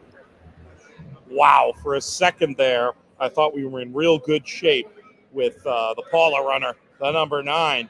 But and we've seen this. I'm tempted to go back now and look at the history of the Schuylerville. I'll probably do it. We've seen some shocks in this race over the years, but boy, this one, a big win. Now Trish is happy. Now I don't know if that's a fan of the horse or if Trish actually used this horse. If so, I think we're safe to say that the contest is. I don't want to jinx her, but let's say she'd been very good. She was the leader and had used that runner. I'll go back and take a look at this horse. Won the maiden at Keeneland back in April in one of those 4.5 races. Funny enough, over West Memorial, the horse that I was so keen on in here at a very big price. I had the right formula, and I just had the wrong horse, I guess. Anyway, the Queen's MG then came back, and it's a little bit similar case you could have made for her to the one I made for West Memorial, because got bumped at the break, all kinds of trouble, did no running subsequently, but I do not hold that against a horse that takes a meaningful bump at the break. Very often that can knock the wind out of them, and that could just be it. And I think that's probably what happened. Queen's MG, I think, was sold privately out of that first race into the hands of Safi Joseph Jr. and just a tremendous ride by Dylan Davis. I mean, though she went so easily, you could say anybody in the room might have been able to win on her, not to take anything away from Dylan and the work he did. But this was impressive, and a big boil over, potentially carryover producing. Let's take a look. We may have a pick 6 carryover to deal with based on this. We'll have an opportunity. Maybe I'll pull up a screen and take a look at that. When it goes official, we'll see what this did to the leaderboard. But yeah, wild stuff there. Yeah, I think Trish did have the horse, but we'll take a look for sure. Oh, this is so funny. Chris, I hope you're not serious about this. He said yesterday to somebody, if the Queen's MG wins this race, he's going to retire early from the Saratoga meet. Well, don't do that. We need you. We need you around here. We love having you in the comments on these Horse Players Happy Hour games. That's amazing. Oh, this is interesting. Another comment from Chris talking about that 2017 Breeders' Cup was huge in Chris Couples' development as a horse player. Big score, and yeah, one of the lines I'll use frequently about a big score. Yeah, enough. You can talk about it in terms of winning a car or a used car. I think that was actually true for Chris that weekend. Pretty amazing. What a great pick from Trish. Trish, give us what your angle was on Queen's MG. Very curious to hear. I mean, I could see it if I squint kind of. I think it's a similar case, like I said, to West Memorial, but very curious to hear what it was that you liked about this horse. Yeah, let's do that. Oh, I forgot we have another guest lined up. Hopefully he's still available, and but we'll see. We'll have him on to talk about opening day at one of his favorite tracks. If he's still here, we'll find out. But yeah, huge stuff from Trish. In just a minute, we're going to have an updated leaderboard. We'll roll through that, and then hopefully we can bring in our last guest, or folks can just ask me questions, and I'll opine a little bit here in the last 35 minutes or so. We're going to stick around, obviously, through this last race at Saratoga. Happy so many people were able to make the adjustment with the new time window today instead of 4 to 6 going 5 to 7. We're going to do that, I think, until the end of the summer meets at least, because really love having the idea of trying to maybe do a whole contest during the 2-hour window, quick hitter, between Del Mar and Saratoga. I'm figuring if we can do 4 and 4, we can do an 8-race contest, have it all happen live, make it more of a live racing show. That could be good. More plaudits for Trish in the comments there. Great pick with the Queen's MG to extend this lead. And yeah, still it's unofficial, but all over with the shouting. We'll wait and we'll see. And then the other thing I'm super curious to see is, does this put us in a position for a Pick 6 carryover heading into Friday? You would think, right, with a 9-1, it was such a formful day, and then a 9-1 in the last race, and then seeing this result here, you think it's pretty darn logical that we're going to be able to have some extra money in the pot for the Friday card. And if you're interested in more on the Friday card, you have an opportunity to check it out. Check out a podcast, because JK and I did a show for this Friday Pick 6 already, obviously not knowing it was a carryover at the time, but you like our act, you have a chance to listen and take a look. Yeah, $91 pays the Queen's MG, $30 to place with the cap. Obviously, that will be greatly reduced, but it's the kind of thing where just because a horse hits the cap doesn't mean you don't get extra value playing it, in the sense of so few people are going to have that horse. Though, interestingly, 5 people in this contest had the horse. That's darn impressive, and they're going to be your top 5 now as we roll through this. Trish Smith with a potentially, I don't keep records on this stuff, but a potentially record-breaking score, 150-150. Steve Nemitz, 108.80. Julie LeBoyko, 106.30. Paul Weiser, 90-250. Malcolm Esquire, 91.70. And then we've got David Brown and Chris Mraz, Mark Elliott. Matt Miller still hanging in there in 9th place, still looking to get some tour points in advance. Timothy Sawyer. Good to see Kieran Thornton in there, who I imagine I'll see at Del Mar next weekend. Buddy Frank Scatonis and the Little Red Feather crew. Mark Stovall, Jonathan Cummings, Andrew Ureski, David Browning again. Matt Miller actually with 2 entries right now advancing to Saturday, should that result hold. Matthew Nixon in 17th. Chris Bertolucci hanging in there along with Stu Cantor right now. Bob Weir on the outside looking in. He's got the 8 in this race. And there it is, the Pick 6 graphic. And it does look like we have a carryover. So that's very, very fun. Excited to see that. And maybe we'll swing. Maybe we'll take a chance early tomorrow, early in the meet at get a nice pick six early on, that could be absolutely fantastic. Okay, we have our next guest. We will bring him in now, coming to us from the great state of Virginia. He is Michael Domaball. Michael, what's up, buddy? Hey, how's it going, Pete? Good to see you. I'm jealous. I echo Josh's sentiments that I am extremely jealous that you get to be on site today. But I'm watching two screens here, Colonial and Saratoga. Not too bad of a setup either. What's going on? I was paying a little bit of attention to the results of the jump races early. How are we? I am embarrassed to say I have not been able to follow just because I've been running around doing so many other things. Have we given the people any winners yet in the little podcast that we did for opening day? Unfortunately, we got some scratches. Libatina. We had that one, but we had some scratches. A couple of the horses I had the write-ups on got scratched, but they just wrapped up the card, I think, a few moments ago, actually. So already started working on tomorrow. Turn the page. That's the best attitude you can possibly have when it comes to this stuff. Michael's going to be writing about Colonial every day over at InTheMoneyPodcast.com.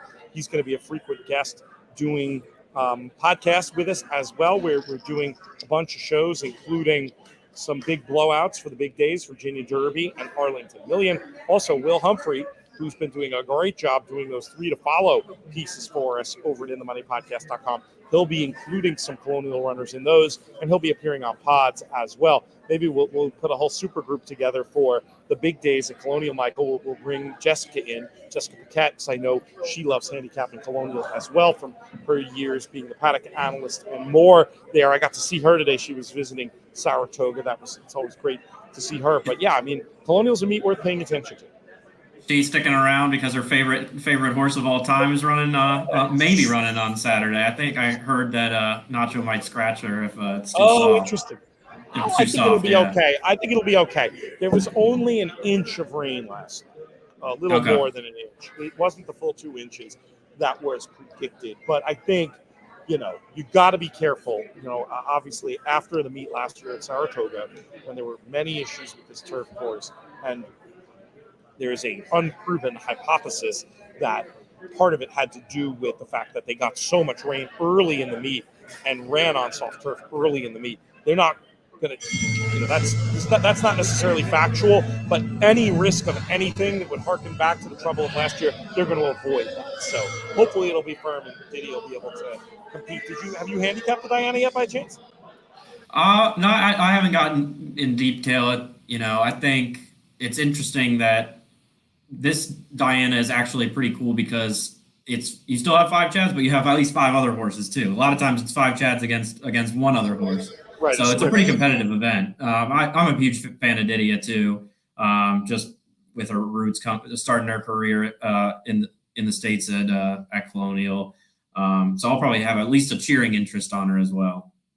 Yeah, I'll be rooting for her. I don't know that I'm going to bet her. I do think it's a tougher race than last time, and I'm taken with Coppice, especially if she's anything close to the 8-1 of the morning line. I felt like the last race, she there was enough of an excuse, and I felt like 2 back just got going too late.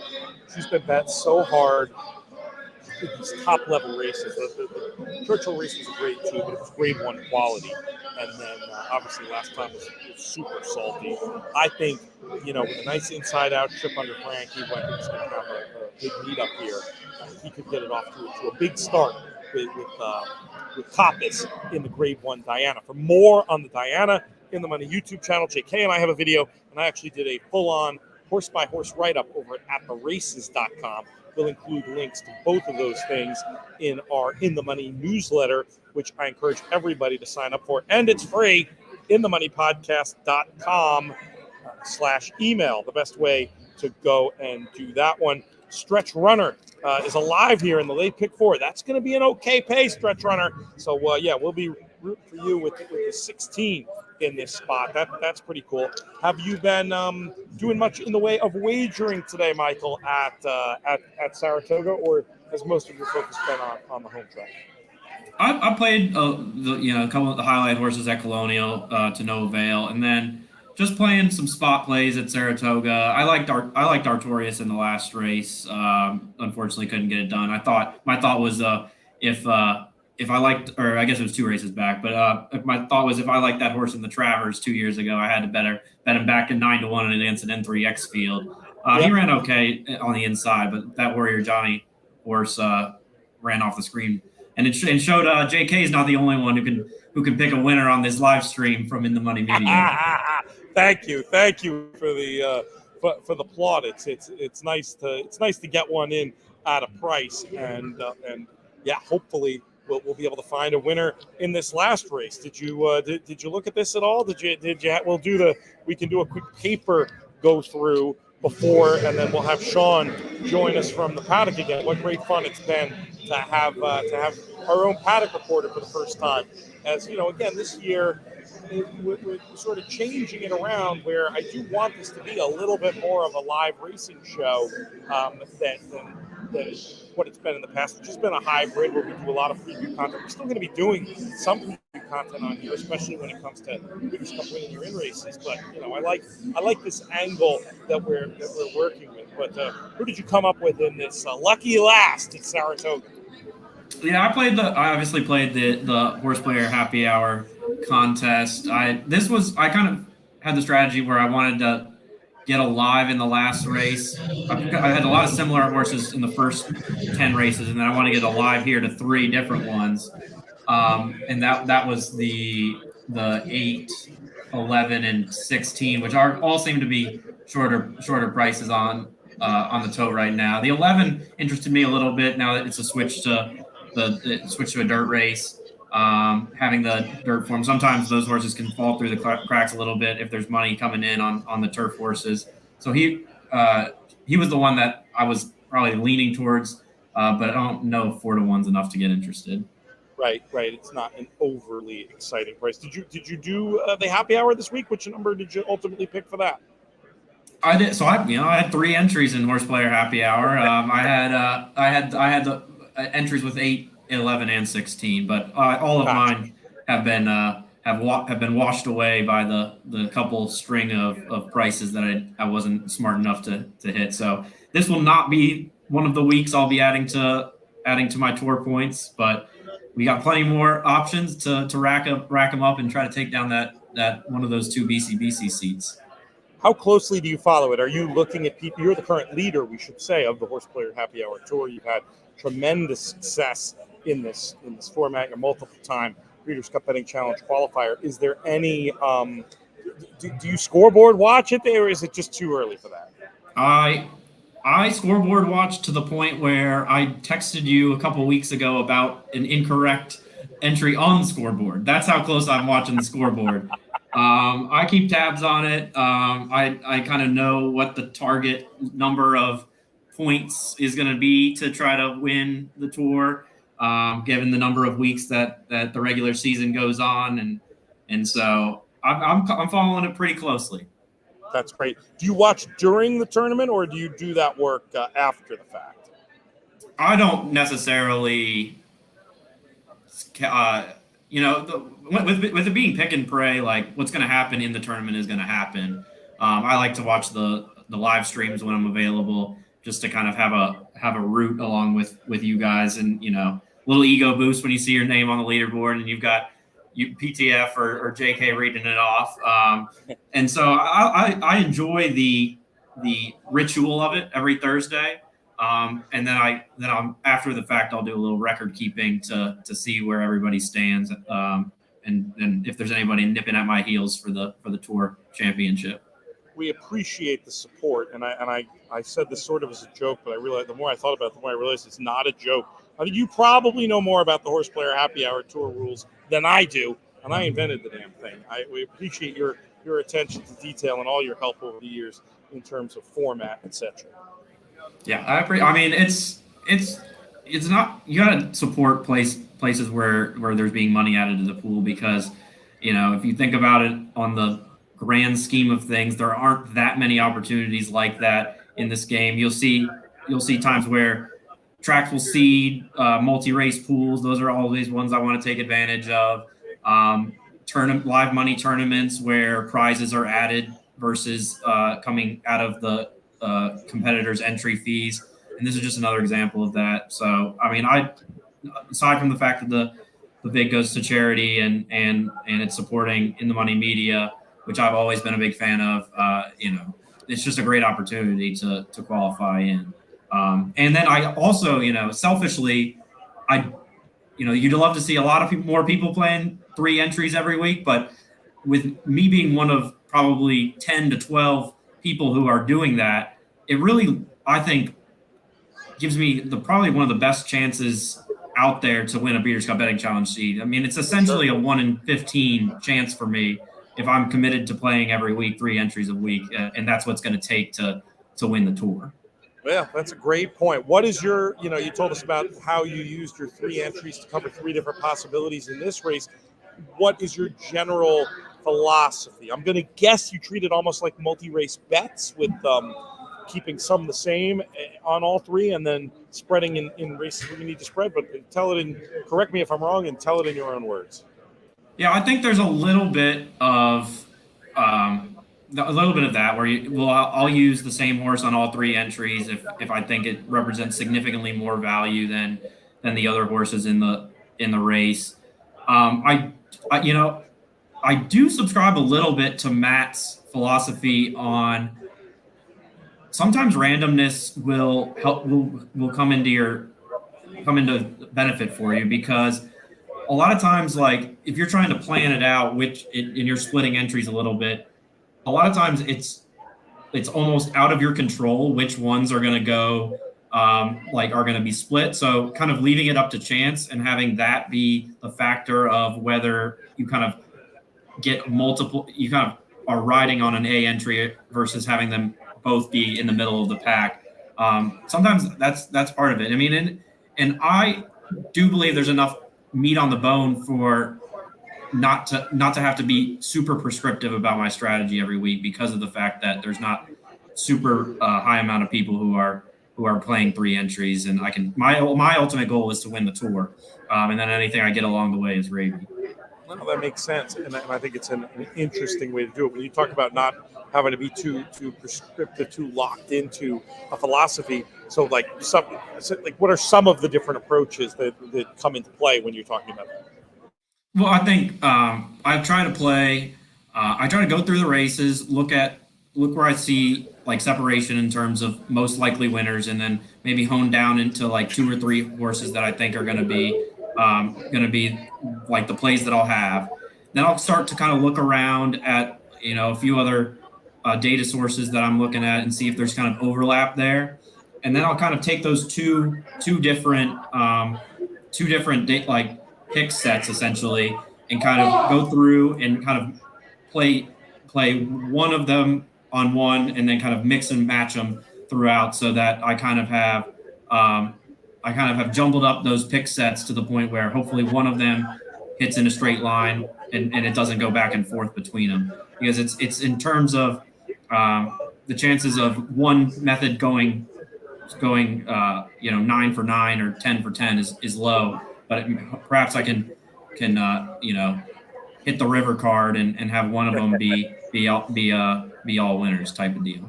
And when you talk about randomness, how does that factor in? Are you talking about just trying to identify races where you can pick one of a cluster of long shots because you don't like the favorites, or how as such a opposite of Matt, in that I think of you as a paper handicapper, how does the randomness factor? I would say the randomness factors in more of if I have like 3 entries and I have 3 different horses, the randomness factors in on which of those entries those 3 horses end up on, versus there's no randomness in terms of which horses I'm selecting. I'm looking for horses that I think are going to offer value relative to their tote odds. But then in terms of like how those, if I have to split entries, how those are split, that's where I introduce a little bit of randomness to just not be kicking myself if I picked pick the 2 horse on the first entry and the 4 horse on the second entry. I leave it up to chance in terms of which entries they end up on, so I don't necessarily kick myself for it. Oh, that's funny, and I totally get where you're coming from. You mentioned your data sources before.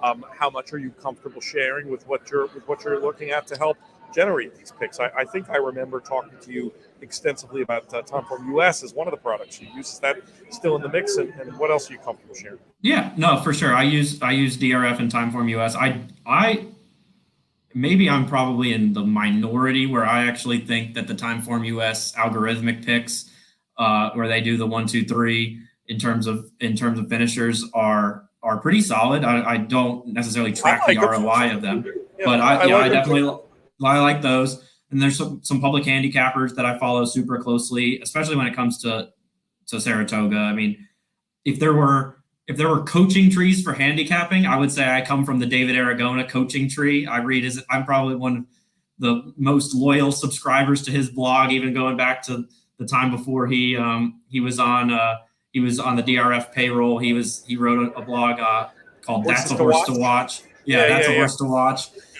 So since back in 2012, I've been a follower of his. So I always look at his picks and more try to take in his analysis and learn from the way he goes about analyzing the races. And that's kind of fed through into the work that I've been doing for In the Money Media as well. Yeah, you can tell. I can tell from your writing that you have a lot of that.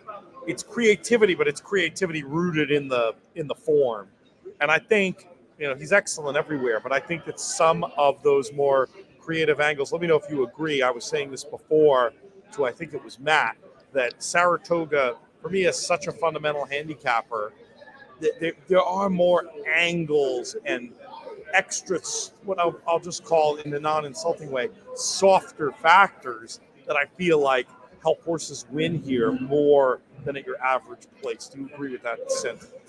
Yeah, I think so. I think it's a balance I think it's a balance with anything, though. I think the biggest narrative with Saratoga is that, connections want to win at Saratoga, so they're willing to drop for a win, and they're willing to give a prep race at Aqueduct because they want to win at Saratoga. I do think that sometimes those things can go overboard, especially in terms of steam horses for juvenile races in workouts. But I do agree, because of the fact that connections want to win at Saratoga, you talk about Bill Mott with the Target, the bingo card of In the Money Media. That's probably one that's even more applicable at Saratoga than it is at his other tracks. I probably learned that from Sean, who actually, funny enough, used it before when he was on doing his Paddock analysis, talking about Rocket Can. JK is a huge proponent of the workout report, the DRF, the main one, obviously, for up here at Saratoga. I'm getting the impression that you think, while it might be a useful tool, there might be some signaling that some of those horses get overbet. What do you look at it daily? What is your sort of read on the workout? I wish the subscription might have been a little cheaper for Clocker reports, to be honest with you, to read them every day. But I think that's something that is super valuable, but it's only valuable to the point where you don't see those things trending on Twitter of like, this horse is going to be, this horse is a gorilla, or, this is the Pletcher firster that we've been waiting for. And then they open at 3 to 5. Those aren't good bets in my opinion, because I've seen as many fastest horses in the world never show up as they do run off the screen like an Uncle Mo or a Jack Christopher. So I think the Clocker reports are super valuable in races where horses are coming off a layoff, or the maiden races that are maybe on a Thursday versus a Saturday where there's not as much publicity about them. I definitely think that that's one of the data points in horse racing workouts ahead of time that is gate kept to some extent, mainly because it happens so early in the morning that only a certain subset of people are watching it. And so anytime you have data that's not available super readily in terms of grading the workouts versus the raw times, it's something that can be utilized in making your wagers. My poor man's Clocker report is, you look at the morning line. We talked about David Aragona. He does such a great job making the lineup here. You look at the morning line, you look at the early betting and the imputed odds in the double, and the horses who are lower than that are the ones that are working well. Yeah. Now, I'm not trying to devalue the clock report. It is a great tool. JK always makes the point of, when it tells you a first-time starter is working with an older, stakes runner, you can, from a lot of barns, you can go and you can then make an inference that first-time starter might be able to run the kind of figure that horse is running. I love all that stuff, but sometimes, tote signal, and then if you enjoy looking at horses, or better yet, have somebody like a Maggie or a Sean looking at horses for you. To me, the combination of those two things is just as valuable, if not more valuable. And the only reason I say maybe more valuable, what's the best info? The info that other people don't have. And all right, speaking of clockers, let's bring in Sean for his looks opinion on this one. Sean, what did you see here in the lucky last? Wow, this was some action here. What I liked was the one. That was really my horse. I thought that was a nice looking horse. Yeah, I thought he's 14-1.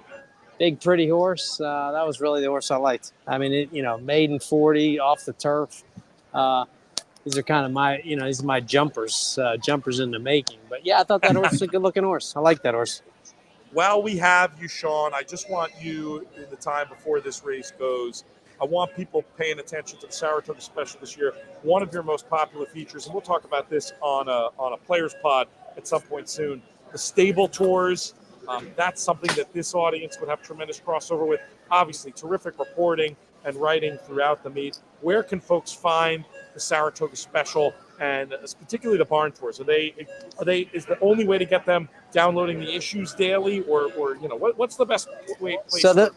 The best way is this is Horse Racing is our website, and then we have all the Saratoga Specials issues on there. There's PDFs, there's digital editions, so you can really just go on there. We sometimes post them on the website itself, but for the most part, the best way is just read them right in the special, and there's PDFs right from our website, digital editions.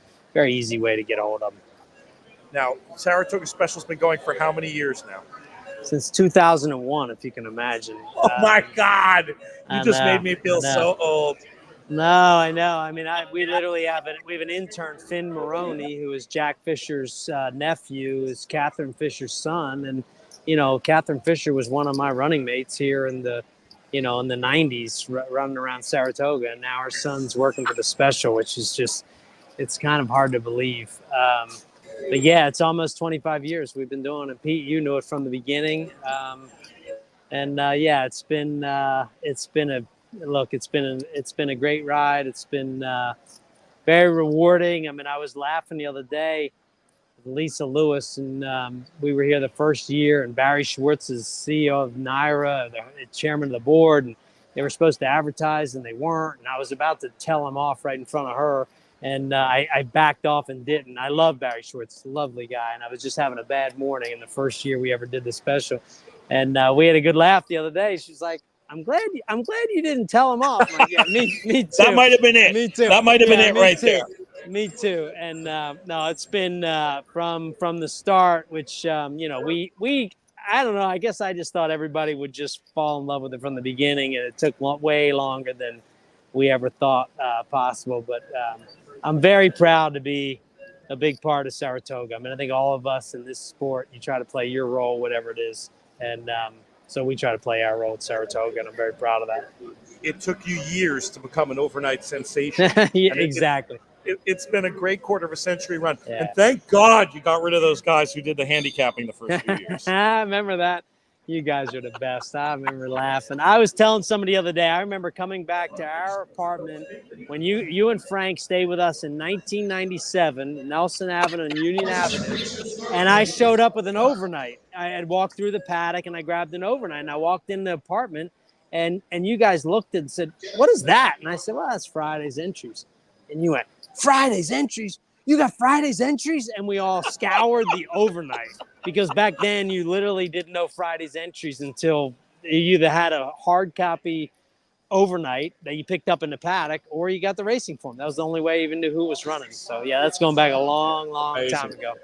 Sean, if you have another couple of minutes, stick with us through this race because I have a couple other questions for you before this goes official. But they're off. Let's get to Frank.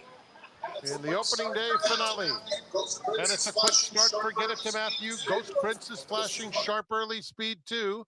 And those two hook up with Sugar Hook now moving up in between horses. And just outside of them, Caesar's Ghost makes it 3 across the track. Ghost Prince backs off that battle and is 4 lengths off the lead.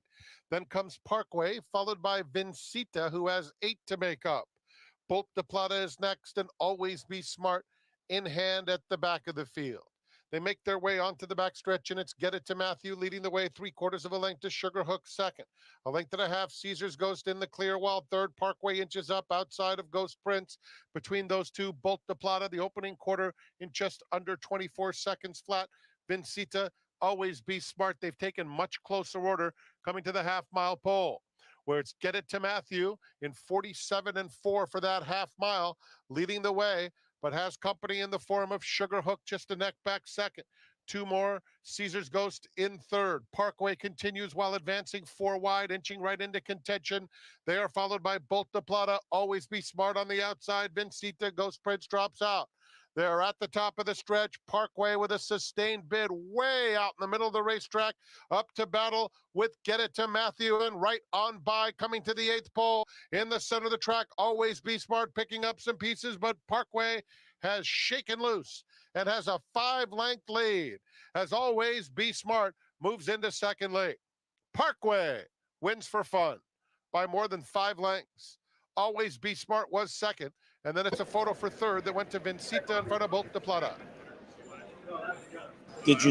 Sean, did you check out the bloodlines on that winner? You think there might be a few claims in on that one? Yeah, that was a big, pretty horse. I write on my page Jumper sometimes, and I wrote Jumper on that horse. A big, and that's not a criticism. That's just a big, beautiful horse, big, plain-looking horse, but kind of a big Claiborne type horse.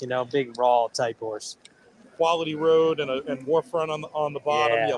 We'll see how many ways shake. We get for that one. We might just be a better dirt horse. Looking at the form, impressive winner there as the favorite. Shouldn't shake. Well, who knows? We'll see how it shakes things up. We're going to stick around. We're going to do the leaderboard one more time. But I did want to keep you, Sean. I didn't formally introduce you to my friend and our frequent In the Money media contributor, Michael. But Michael's covering Colonial Downs for us. I know that's all right. Great. You have a soft spot for. Nice. I'll be there. I'll be there next Thursday. Awesome. Yeah. I'm in Richmond, so I'll be over at the track. More on the weekends, but. Well, come on. Let's have a beer Thursday. I got 3 jumpers running. That's awesome. Fantastic. Yeah. That's great. And the pari-mutuel wagering this year too, which is exactly. I know you're going to be looking forward to. Yeah, no, it's great. We got the jumpers back in pari-mutuel wagering, which is fun, and they had 3 good races today, and it's basically going to be almost every Thursday throughout the meet. I think they skipped one Thursday, but for the most part, it'll be every Thursday at Colonial, which will be fun. Big purses, great opportunity, and Steeplechase is very thankful to Colonial to give us that opportunity. We should do some In the Money Plus coverage for that. That would be very fun. Maybe next Thursday when you have the 3 in, we'll have you on to talk about it. But I just wanted you to give your views on what you like about. Oh, we lost Sean. Well, that's okay. I was just going to have him give another little Colonial plug, but we're just about out of time anyway, and it was a softball, so it's okay. But I like that idea. Maybe we'll do a plus-only jump racing show. I mean, I love the idea of the pick 3. I don't know how much money was in there today, but, it's early morning. I think it's actually clever. Someone was lamenting to me about the early start time of those races, but I actually think it's cool. We've seen a positive effect when, if the pandemic taught us anything about horse racing, when you're running and other people aren't, it can be very beneficial. Yeah, the Matt Miller open space phenomenon that he was talking about. Exactly. Yeah, I mean, it handled about 9,000. I just looked it up, which is nothing to scoff at for 11:45 in the morning. Yeah, that's not nothing. Yeah, I should make a deal with Sean that I'll buy him a beer in Richmond if he picks the 3 steeplechase races for my blog next week. That's an excellent idea. We can do a little bit of cross promotion for sure. Are you a This Is Horse Racing regular? Do you check out their work, Michael? It's awfully good, and I think I was gonna say, yeah. If there was an opening, I was gonna mention to Sean that I'm looking up at a This Is Horse Racing calendar right now. Oh, no way! Got randomized staring at me. The Alabama winner from last year. I think it's a picture of her winning the Beldame. But I'll read the Saratoga special. I read it online, like Matt was talking about. I'll pick up a paper copy when I make my annual pilgrimage up to Saratoga, just to feel the newspaper in hand type of deal. But I love the Saratoga special. It's an institution. When are you coming up here? The Travers weekend. I always come up for Travers weekend. Oh, that's perfect. Well, we got to make sure to hang, and it's always fun seeing you. Okay, I think we have that final leaderboard, Craig. Let's do it and get out of here because I got a dinner reservation. Let's see if it once that goes official. I'm sure Craig will promote it. There it is. Trish Smith, no surprise, our overall winner with that potentially record-breaking score of 150-150. Steve Nemitz, Julie LeBoyko, Paul Weiser, Malcolm Esquer, David Browning, Chris Mraz. Give me a scroll there, Craig. Thank you so much. Mark Elliott, Matt Miller will be playing on Saturday.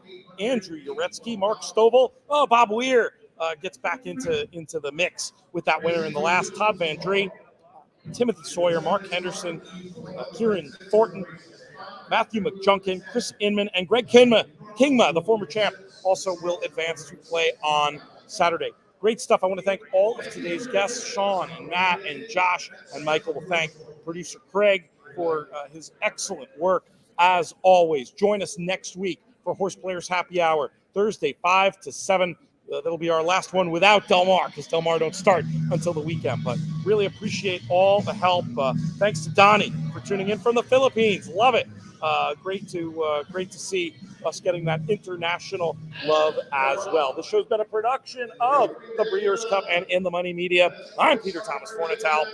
May you win all your photos.